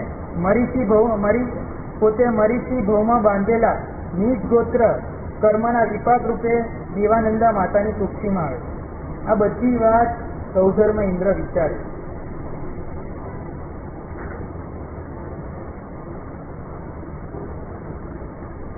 આ બાજુ ઇન્દ્ર પોતે વિચાર કરે છે કે આ છેદરૂપ ઘટનાઓ અનંતી ઉત્તરપીની અને અવસરપીની પછી બને છે. તીર્થંકર ભગવાન ક્યારેય દરિદ્રકુળ, તુચ્છકુળ, ભિક્ષુકુળ, અધમકુળ કે બ્રાહ્મણ કુળમાં ઉત્પન્ન થતા નથી. પણ ભગવાન મહાવીર હાલ જંબુદ્વીપના ભરત ક્ષેત્રમાં બ્રાહ્મણકુળ ગામમાં કોલ્લાદ ગોત્રના ઋષભદત્ત બ્રાહ્મણના પત્ની દેવાનંદાની કુક્ષે અવતર્યા છે. તો મારો આચાર છે કે હવે હું ભગવાનને નીચ કુળમાંથી ઉચ્ચ કુળમાં લાવું. ઇન્દ્રનો પોતાનો આચાર છે કે કોઈ દિવસ આવી ઘટના ઘટે તો પોતે એમાં ફેરફાર લાવે. તો તેઓને મારે ઉગ્રકુળ, ભોગકુળ, રાજન્યકુળ, ઇક્ષ્વાકુળ કે બીજા ઉચ્ચ કુળમાં મૂકવા જોઈએ. તો એના માટે પોતે નક્કી કરે છે કે ભગવાનને કઈ જગ્યાએ મૂકવા.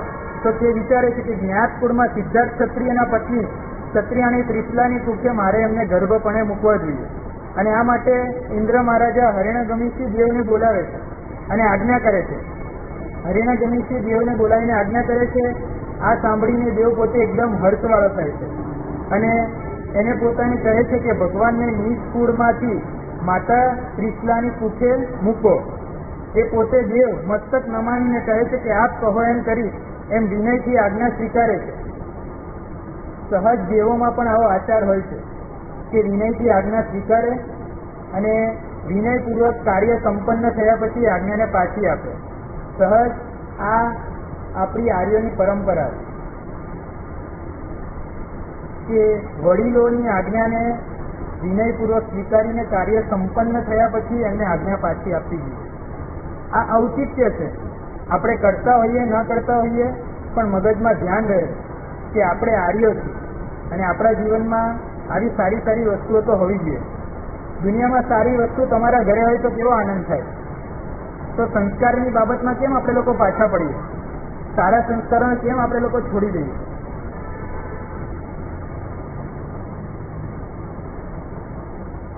પોતે ઈશાન ખૂણામાં હરિણગણીથી દેવ જાય છે અને ઉત્તર વૈશ્રીય શરીર બનાવે છે. દેવોને મેં તમને આગળ કીધું તે પ્રમાણે દેવો કોઈ દિવસ પોતાના ઓરિજિનલ વૈશ્રીય શરીર રૂપે ક્યારેય અહીંયા ના આવે. ઉત્તર વૈશ્રીય શરીર બનાવે છે, સારા સારા પૂતગલોને ગ્રહણ કરે છે અને ઉત્તર વૈશ્રીય શરીર બનાવીને પોતે મનોહર એવું રૂપ બનાવીને તીવ્ર ગતિથી દેવાનંદા માતાની પાસે આવે છે. ત્યાં આવીને પ્રભુને પ્રણામ કરે છે. પ્રભુને પ્રણામ કરીને દરેકને અવસ્વાપીની નિદ્રા આપે. એવી નિદ્રા છે કે એ નિદ્રામાંથી આપણે લોકો સહરજ બહાર ના આવી જઈએ. અને પછી માતાના શરીરમાંથી અશુચિ પૂતગલોને દૂર કરે છે, શુભ પૂતગલોને સ્થાપે છે અને પછી પ્રભુને કહે છે કે હે પ્રભુ, આજ્ઞા આપો, હું આપનું સંહરણ કરીને બીજે ત્રિશલા માતાની કુક્ષીમાં આપને પધરાવું. એમ કરીને પ્રભુને કરકંપુટમાં ગ્રહણ કરે છે અને ત્રિશલા માતા પાસે આવે છે. ત્રિશલા માતા પાસે પણ વિનંતી, ત્યાં દરેક જણને અવસ્વાપીની નિદ્રા આપે છે અને પ્રભુને ત્રિશલા માતાની કુક્ષીમાં પધરાવે છે અને ત્યાં જે ગર્ભ હતો એને બહાર લે છે અને એ ગર્ભને દેવાનંદા માતાની કુક્ષીમાં મૂકે છે. અહીંયા ખાસ વિચારજો, ભગવાનનું પોતાનું નિષ્કર્મ એ ઉદયમાં આવ્યું હતું, એ સંપૂર્ણ થયું, પણ જે પેલો પુત્રી રૂપે જીવ હતો એનું હવે પોતાનો નિજ ગોત્ર કર્મનો આરંભ થયો. એટલે હવે એ પોતે દેવાનંદા માતાની કુક્ષીમાં જાય. ત્યાંથી આ દરેક ક્રિયા પતાવીને પાછા દેવલોક તરફ પ્રયાણ કરે છે. ઇન્દ્રને પોતાની કાર્યપૂર્તિનું નિવેદન કરે છે. ગર્ભ સંક્રમણ કર્યું એ બાબતનું નિવેદન કરે છે અને પોતે પોતાના કાર્યએ લાગી જાય છે. ગર્ભ સંક્રમણ ક્યારે થયું એની વાત કરે છે કે ગર્ભને 83 દિવસ થયા હતા ત્યારે હરિણગમીથી દેવે ભગવાનનું સંક્રમણ માતા દેવાનંદાની કુક્ષીમાંથી ત્રિશલા માતાની કુક્ષીમાં કર્યું. આ વખતે પ્રભુ મતિ જ્ઞાન, શ્રુત જ્ઞાન અને અવધિ જ્ઞાનથી યુક્ત હતા. ભગવાનનો જન્મ થાય, ભગવાન પોતે દેવલોકમાંથી આવે કે નરકમાંથી આવે, પોતે મતિ જ્ઞાન અને શ્રુત જ્ઞાન અને અવધિ જ્ઞાનથી યુક્ત હોય હંમેશા. ચોથું મનોપ્રિય જ્ઞાન જ્યારે દીક્ષા લે ત્યારે ઉત્પન્ન થાય અને 4 ઘાતી કર્મનો ક્ષય કરે ત્યારે 5મું જ્ઞાન ઉત્પન્ન થાય.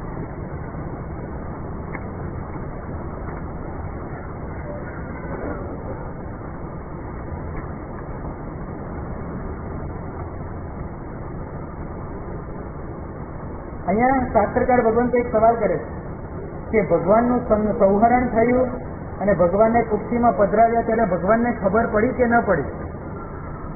તેમ કે ન પડી. તેમ સવાલ પૂછે છે કે કેમ ન પડી? તો ન પડીનો જવાબ એવી રીતે વાળે છે કે ધારો કે આપણે લોકો રસ્તામાં ચાલતા હોય અને ભૂલથી કાંટો વાગી જાય અને ધારો કે કોઈ માણસ આપણને મદદ કરવા આવે ને એવી રીતે કાંટો કાઢે કે આપણને ખબર જ ન પડે કે કાંટો કાઢી દીધો, તો આપણે એને તરત કે યાર ખબર જ નહીં પડી કાંટો કાઢ્યો, પણ એને કાઢ્યો તો ખરી. એવી રીતે ભગવાનનું સંહરણ હરિણગમીથી દેવે એવી રીતે કર્યું, વિશિષ્ટ રીતે, કે ત્યારે ભગવાનને ખબર પણ ન કરી કે મારું સંહરણ અંદર, મારું પધરામણી અંદર થઈ ગયું. સંહરણ હું સંહરાયો એ પ્રમાણે પ્રભુ જાણે છે. હવે એ વખતે દેવાનંદા માતા સંયમ કંઈક ઊંઘતા અને જાગતા હતા.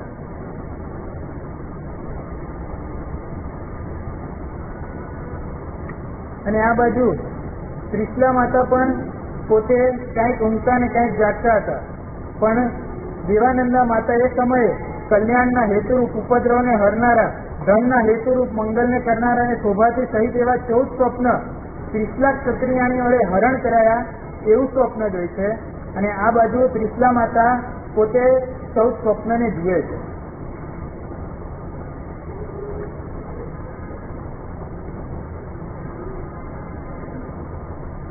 ત્રિશલા માતાના વૈભવની થોડીક વાત કરે છે. પોતે કેવી જગ્યાએ રહે છે, કેવો સરસ રાજમહેલ છે, એની થોડીક વાત, પોતાની ગાદી કેવી છે, એમનો રૂમ કેવો છે, એની થોડીક વાત કરે છે. એ જે શયન મંદિરમાં સૂતા હતા એ શયન મંદિરના અંદરના ભાગમાં સર્વભીતો વિવિધ પ્રકારના ચિત્રોથી ચિતરાયેલી હતી.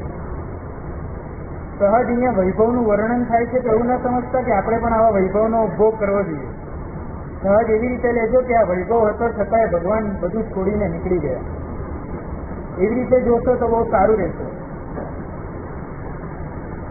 બહારના ભાગમાં અંદરનો ભાગ વિવિધ પ્રકારના ચિત્રોથી યુક્ત હતો. બહારનો ભાગ ચૂનો લગાવેલા ચાંદની જેવો, મતલબ એવી રીતે ચૂનો લગાવ્યો હતો કે સહજ ચાંદીથી મઢેલું હોય એવું લાગતું હતું.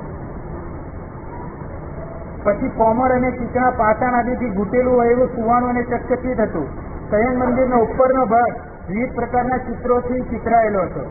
એકદમ તળિયું દેદીપ્યમાન ટાઇલ્સ, આપણે લોકો જેમ ટાઇલ્સ કહીએ એવી રીતે સુશોભિત હતું. ચારે બાજુ મણીઓ અને રત્નો જડેલા હતા. એવા મણીઓ હતા કે સહજ જ પ્રકાશ આપતા હતા. એના કારણે અંધકાર પણ નહોતો રહ્યો ત્યાં. શયન મંદિરનું આંગણું એકદમ સરસ સપાટ હતું. ક્યાંય ઊંચું નહોતું, કાંઈ નીચું નહોતું. 5 વર્ણવાળા મણીઓથી બાંધેલું એવું ભિન્ન ભિન્ન પ્રકારના સ્વસ્તિકની રચના ત્યાં મનોહર રીતે કરાયેલી હતી.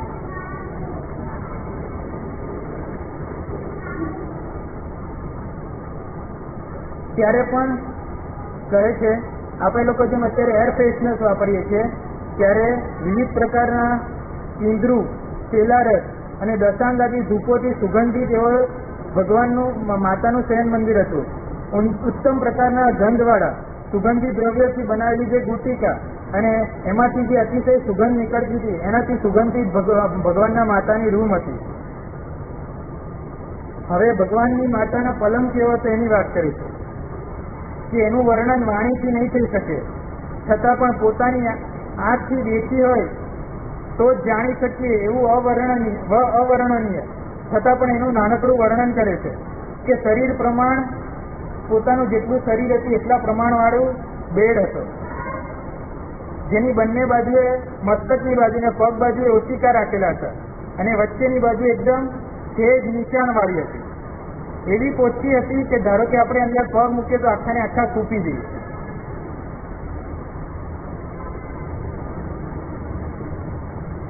વળી ઉત્તમ કારીગરોથી બનાવેલા રેશમની ઓછાળ એના પર પથરાયેલો હતો અને રજ વગેરે ધૂળથી મેલી ન થાય એના માટે એને ઢાંકેલી હતી અને એના ઉપર લાલ રંગની મચ્છરદાની બિછાવેલી હતી.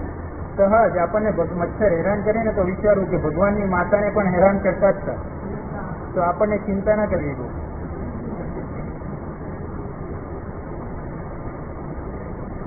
સુગંધી ઉત્તમ પ્રકારના પુષ્પો અને ચૂર્ણોથી જેનો સંસ્કાર કરાયો છે એવા પ્રકારની સુગંધીવાળા રૂમમાં સૈયામાં મધ્યરાત્રિએ કાંઈક ઊંઘતા ને કાંઈક જાગતા એવા અલ્પ નિદ્રાવાળા માતાએ 14 મહાસ્વપ્નને જોયા. 14 મહાસ્વપ્ન કયા હતા? તો હાથી, વૃષભ, સિંહ, લક્ષ્મી, પુષ્પની માળા, ચંદ્ર, સૂર્ય, ધજા, કળશ, પદ્મ સરોવર, સમુદ્ર, દેવવિમાન કે દેવભવન, રત્ન રાશિ અને નિર્ધૂમ અગ્નિ. આ 14 પ્રકારના મહાસ્વપ્નોને માતાએ જોયા. 14 મહાસ્વપ્નો, એમાંના 4 સ્વપ્નોનું વર્ણન આજે કરવાનું છે, બાકીના કાલે 10 મિનિટમાં પતી જશે. અહીંયા શાસ્ત્રકાર ભગવાન તો કહે છે કે ઋષભદેવ ભગવાનની માતાએ પહેલું સ્વપ્ન કયું જોયું હતું? ઋષભ. ભગવાન મહાવીર સ્વામીની માતાએ પહેલું સ્વપ્ન કોને જોયા? સિંહ. બાકી બધાની માતા, બધા તીર્થંકરોની માતા કયું સ્વપ્ન જોયું? પહેલું ગજરાજ. પણ અહીંયા ગજરાજ પ્રમાણે વર્ણન થયું છે કારણ કે એ સામાન્ય છે, તો ખાલી તમને જાણકારી એના માટે. પહેલું સ્વપ્ન એની વાત કરે છે કે હાથી કેવો હતો. આમ તો અહીંયા સિંહનું વર્ણન થાય, પણ સામાન્યતઃ 22 ભગવાનની વાતમાં પહેલા ગજરાજ હતા એટલે અહીંયા ગજરાજથી વર્ણન કરે. મહાબળવાન 4 દંતશૂળવાળા, અતિશય સફેદ. કેવા સફેદ?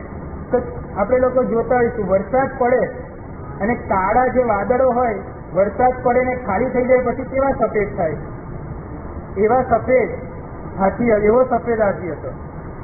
અહીંયા સહજ કવિ પોતાની કવિત્વની શક્તિને પ્રદર્શિત કરે. હું તમને એમ કહું કે હાથીનું વર્ણન કરો તો તમે લોકો શું કરી શકો? આપણે લોકો એવું લખી શકીએ વધારે વધારે એને 4 પગ છે, પણ સહજ અહીંયા ખાસ સમજો કે સૌ સ્વપ્ન એમાં જે હાથી હતો એની કલ્પના કવિ અહીંયા કરે છે. એમની કવિત્વની શક્તિની ઝાંખી બતાવે છે. સ્વપ્નોને રસાળ બનાવ્યા છે. આપણને સ્વપ્ન આવા આવવાના નથી, તો અત્યારે સહજ આંખ બંધ કરીને એ સ્વપ્ન કેવા છે એને માણી લો. તમને એવો વિચાર કરો અહીંયા બેઠા બેઠા કે ભગવાન તો ક્યારે મારી કુક્ષીમાં આવશે, પણ અત્યારે એનું વર્ણન સાંભળીને એની અનુભૂતિ તો હું લઈ લઉં. થશે ત્યારે થશે, અત્યારે જે સાંભળવા મળે છે એનું તો પાન કરી લઉં. તો સહજ હવે તમે અત્યારે આંખ બંધ કરીને સાંભળો તો સાંભળી શકશો. મહાબળવાન 4 દંતવાળા એવા અતિશય સફેદ, કેવા સફેદ તો કે વરસાદ પછીના ખાલી થઈ ગયેલા મેઘ જેવા, મોતીના હાર જેવા, સ્થિર સમુદ્ર જેવા, ચંદ્રના કિરણ જેવા કે પાણીના કળિયા જેવા એવા શ્વેત સફેદ હાથીને જોયો. એ કેવો હતો હાથી? તો કે વૈતજ્ય પર્વત જેવો અતિશય સફેદ. જેમ ગંધમાં લુપ્ત બનીને ભમરાઓ ભેગા થાય છે એવી જ રીતે સુગંધી મજ્જર શરીર, સુગંધી મજ્જરથી સુગંધીમય કુંભ સ્થળવાળા ઐરાવત હાથી જેવા, શાસ્ત્રોમાં જેનું વર્ણન થયેલું છે, ઐરાવત હાથી જેવા શરીર પ્રમાણવાળા, જળથી ભરેલા અને ચારે બાજુથી ફેલાયેલા ઘટાટોપ મેઘ જેવા ગંભીર અને મનોહર ગર્જના કરવાવાળા, શુભને કરનારા, સર્વ શુભ લક્ષણોના સમૂહથી યુક્ત, સર્વ હાથીઓમાં ઉત્તમ અને વિશાળ એવા ગજરાજને માતા પહેલે સ્વપ્ને જોયે છે. બીજું સ્વપ્ન વૃષભ. અહીંયા પણ શ્વેત વૃષભને જોયે છે.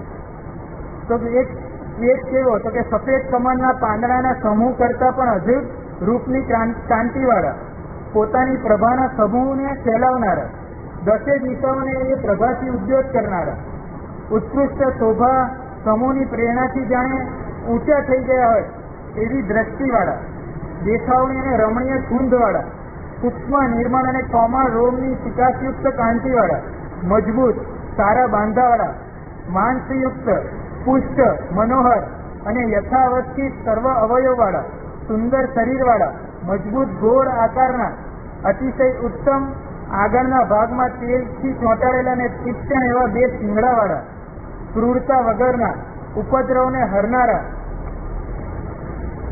બરાબર શોભતા સફેદ દાંતવાળા અને અગણિત ગુણોની પ્રાપ્તિ કરાવનારા, મંગળને લાવનારા, મંગળના દ્વારરૂપ એવા વૃષભને બીજા સ્વપ્ને માતા જુએ છે. તમને લોકોને ખાલી જાણકારી માટે આ વૃષભને શું કીધું કે મંગળને લાવનારા. સહજ તમને એવું કંઈ ખ્યાલ છે કે તમારી અત્યારે સંસારી પરિસ્થિતિમાં એક વ્યવસાયમાં આ તેજીનું પ્રતિક રૂપે આને દર્શાવવામાં આવે છે? શેર બજારમાં ભૂલ એ વૃષભને બતાવવામાં આવે. અહીંયા જુઓ કે છે કે મંગળને લાવનારા. સ્વપ્ન ત્રીજું સિંહ. એ સિંહ કેવો હતો કે મોતીના હાર, સ્થિર સમુદ્ર, પાણીના તળિયા અને વૈતજ્ય પર્વત જેવા અતિશય સફેદ, રમણીય અને દેખાવડા, મજબૂત અને મનોહર 2 પંજાવાળા, ગોળ, પુષ્ટ, પોલાણ રહિત, પ્રધાન અને તીક્ષ્ણ દાઢાઓથી શોભાયમાન મુખવાળા, સંસ્કાર કરાયેલા ઉત્તમ જાતિના કમળ જેવા સુકુમાર અને યથાવસ્થિત પ્રમાણ વડે શોભતા ઉત્તમ પ્રકારના હોઠવાળા. હું તમને એમ કહું કે સિંહનું વર્ણન કરવાનું છે. શું થાય? વર્ણન પહેલા તો આપણે સિંહની કલ્પના કરીએ ત્યાં જ ડરી જઈએ. કવિ પોતાની શક્તિને, કવિત્વની શક્તિની ઝાંખી અહીંયા કરાવે કે આવો સિંહ હતો. વળી પાછો કેવો હતો કે લપલપાઈ માન થતી મનોહર જીભ હતી, ઉત્તમ સુવર્ણ ના આકાર, સુવર્ણ જેવી ગોળ, સ્વચ્છ વીજળી જેવા ચકચકિત અને ચપળ એવા 2 નેત્રવાળા, વિશાળ અને પુષ્ટ ઉત્તમ સાથળવાળા, પરિપૂર્ણ અને નિર્મળ સ્કંદવાળા, સુકોમળ, સફેદ, બારીક, ઉત્તમ લક્ષણવાળા અને લાંબા કેસરાઓના દબદબાઓથી શોભતા, જમીન પર અફડાવીને પછી પાછું ઊંચું કરીને કુંડલ આકારે વાળેલા પૂંછડા જેવા. તમે લોકોને ધ્યાન હોય તો તમે ડિસ્કવરી કે એવું કંઈ જોયું હોય તો છીંક એને પોતે પોતાની પૂંછને આમ અફાડે અને પછી એને પોતે પાછી ઉપર કરે. એના ખુશ મિજાજનું પ્રતીક છે. એકદમ ક્રોધથી રહિત મનોહર આકૃતિવાળા વિલાસયુક્ત મંદ મંદ ગતિથી ચાલતા અત્યંત તીક્ષ્ણ અગ્રભાગ નખવાળા અને મુખની શોભાથી પલ્લવિત, મુખની શોભા માટે પલ્લવપત્ર સરખી રમ્ય જીભ જેને ફેલાવેલી છે એવા સિંહને માતા પોતે આકાશમાંથી ઉતરતા અને પોતાની કુખે પ્રવેશતા ત્રીજા સ્વપ્નમાં સિંહને જુએ છે. ચોથું સ્વપ્ન બહેનો માટે ખાસ લક્ષ્મીજી છે.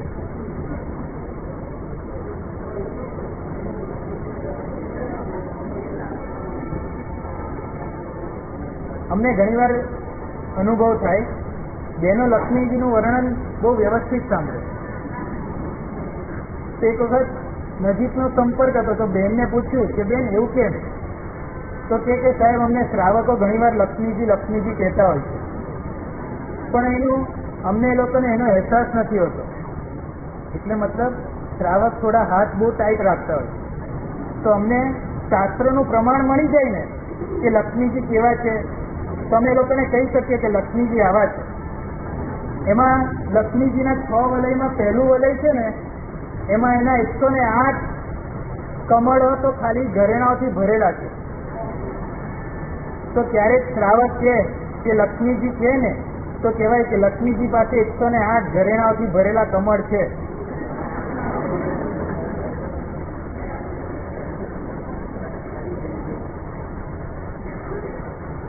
લક્ષ્મીજી તો કેવા હતા એટલે જ તો કહું છું. પૂર્ણ ચંદ્રમા જેવા મુખવાળા ત્રિશલા માતા અતિ ઊંચા હિમવંત પર્વત પર કમળ ઉપર બેઠેલા લક્ષ્મીજીને ચોથા સ્વપ્ને જુએ છે. લક્ષ્મીજી કયા કમળ ઉપર બેઠા હતા એનું વર્ણન પહેલા કરે છે. થોડુંક ગૂંચવાયું એવું વર્ણન છે, પણ સાંભળજો. 100 યોજન ઊંચો, 1052 યોજન ઉપર થોડાક વધારે યોજન પહોળો હિમવંત પર્વત છે. તે પર્વત ઉપર 10 યોજન ઊંચું, 500 યોજન પહોળું અને 1000 યોજન લાંબુ એવું વજ્રના તળિયાવાળું પદ્મદ્રહ નામનું સરોવર છે. તેના મધ્યમાં પાણીથી 2 કોસ ઊંચા, 1 યોજન પહોળું, 1 યોજન લાંબુ, નીલ રત્નમય નાળવાળું, વજ્રમય મૂળવાળું અને રિષ્ટ રત્નમય કંદવાળું, લાલ સુવર્ણમય બહારના પાંદડાવાળું, સુવર્ણમય અંદરના પાંદડાઓ વાળું એક કમળ છે. તે કમળની અંદર 2 કોસ પહોળી, 2 કોસ લાંબી, 1 કોસ ઊંચી અને લાલ સુવર્ણમય કેસરાઓથી શોભતી સુવર્ણમય કણિકા છે. તેના મધ્ય ભાગમાં અડધો કોસ પહોળું, 1 કોસ લાંબુ અને 1 કોસ કંઈક ન્યૂન એવું લક્ષ્મી દેવીનું મંદિર છે. તે મંદિરની પૂર્વ, દક્ષિણ અને ઉત્તર દિશામાં 500 ધનુષ ઊંચા, 250 ધનુષ પહોળા દરવાજા છે. તે મંદિરની મધ્ય ભાગમાં 250 ધનુષ પ્રમાણ વેદિકા છે. તે વેદિકાની ઉપર લક્ષ્મી દેવીની સૈયા છે. તે કમળની આસપાસ બીજા 6 કમળના વલયો છે. દરેક વલયનું માપ અડધું. આ જે જણાવી એનાથી અડધું જાણવું. તો પહેલું વલય કયું છે? 6 વલયની વાત કરે છે કે પહેલું વલય લક્ષ્મી દેવીના આભૂષણોથી ભરેલા 108 કમળ વાળું છે. બીજું વલય વાયવ્ય ઈશાન ઉત્તર દિશામાં, એની ઉત્તર દિશામાં 4000 સામાનિક દેવોના કમળ છે. બીજા વલયમાં પૂર્વમાં મહર્ષિ દેવીના 4 કમળ છે.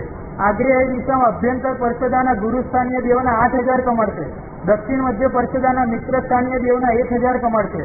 નૈઋત્ય બાહ્ય પરસદાના નોકર દેવોના 12000 કમળ છે. પશ્ચિમ દિશામાં હાથી, ઘોડા, રથ, પાડા અને ગંધર્વના નાટક રૂપ 7 સેના નાયકોના 7 કમળ છે.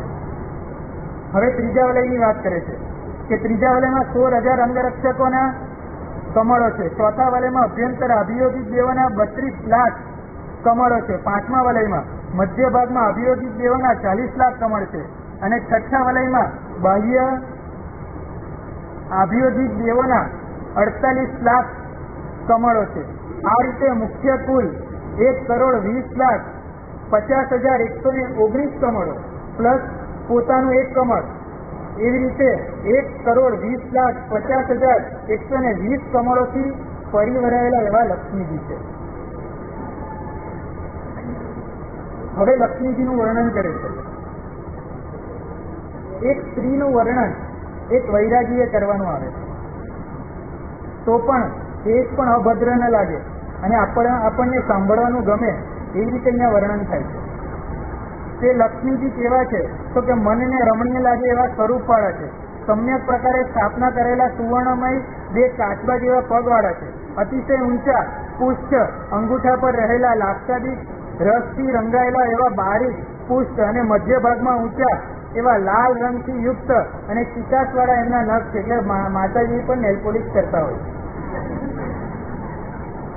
કમળના પાંદડા જેવા સુકોમળ હાથવાળા અને પગવાળા, સુકોમળ અને સુંદર આંગળીઓવાળા, પછી આભરણોથી યુક્ત ગોળ અને અનુક્રમે જાડા થતા એવા પગની પિંડીઓવાળા, ગુપ્ત ઢીંચણોવાળા, ઉત્તમ હાથીની સૂંઠ જેવા પુષ્ટ સાંકળવાળા, સુવર્ણમય કંદોડાથી યુક્ત રમણીય અને વિસ્તીર્ણ કમળના ભાગવાળા, ઘૂંટેલા અંજન, ભમરા અને ઘટાટોપ મેઘ જેવા શ્યામ, સીધી સપાટ અને આંતરા રહિત, બારીક સુંદર અને વિલાસથી મનોરમ, શિરીષ કુસુમ વગેરે સુકોમળ ફૂલો જેવા પદાર્થોથી પણ વધારે સુકોમળ અને રમણીય રોમની પંક્તિવાળી, નાભિમંડળથી સુંદર અને વિશાળ અને સારા લક્ષણોથી યુક્ત કમરના અગ્રભાગવાળા, મુષ્ટિમાં સમાઈ જાય એવા અને રમણીય ત્રિવલયુક્ત ઉદરવાળા, ચંદ્રકાંતાદી વિવિધ રણ્ય મણિઓથી યુક્ત, સુવર્ણ અને વૈડૂર્યાદી રત્ન અને નિર્મલ અને ઊંચી જાતના સુવર્ણ અને તેઓના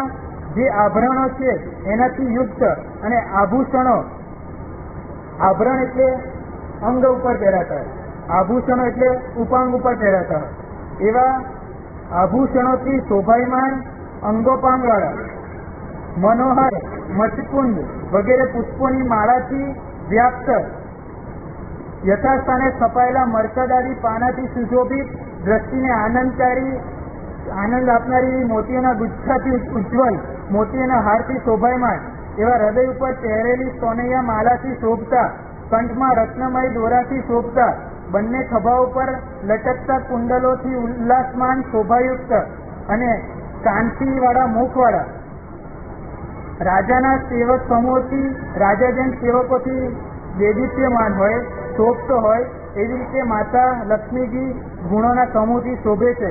કમળ જેવા નિર્મળ છે, વિશાળ અને રમણીય લોચનવાળા છે, જેમાંથી મકરંદ જાણે ટપકી રહ્યું હોય એવા 2 કમળને 2 હાથથી ગ્રહણ કરેલી ક્રીડા, 2 હાથથી ગ્રહણ કરનારા, પછી ક્રીડા માટે પવન જેમ ફરકાવતા રીંગણાવાળા, એટલે પવનથી રીંગણો એમને રીંજાઈ રહ્યો છે એવા એવી રીતે શોભતા, સમ્યક પ્રકારે છૂટા છૂટા વાળવાળા, શ્યામ સઘન બારીક વાળવાળા, લાંબા ચોટલાવાળા, પૂર્વોક્ત કમળ ઉપર વસનારા, જે કમળની આપણે આગળ વાત કરી એવા કમળ ઉપર બેસનારા, ઐશ્વર્યાદી ગુણોથી યુક્ત, હિમવંત પર્વતના શિખર ઉપર દિગ્ગજોની જે લાંબી અને પુષ્ટ સૂંઢોથી, દિગ્ગજ એટલે કે હાથીની જેમ લાંબી અને પુષ્ટ એવી સૂંઢથી અભિષેક કરાતા. તમે લોકોએ માતાનું ચિત્ર જોયું હોય તો હંમેશા 2 હાથીઓથી અભિષેક કરાતો એવું ચિત્ર લક્ષ્મીજીનું હોય. તો એવા ચિત્ર એવી રીતે શોભતા એવા લક્ષ્મીજીને ચોથે સ્વપ્ને માતા જુએ છે.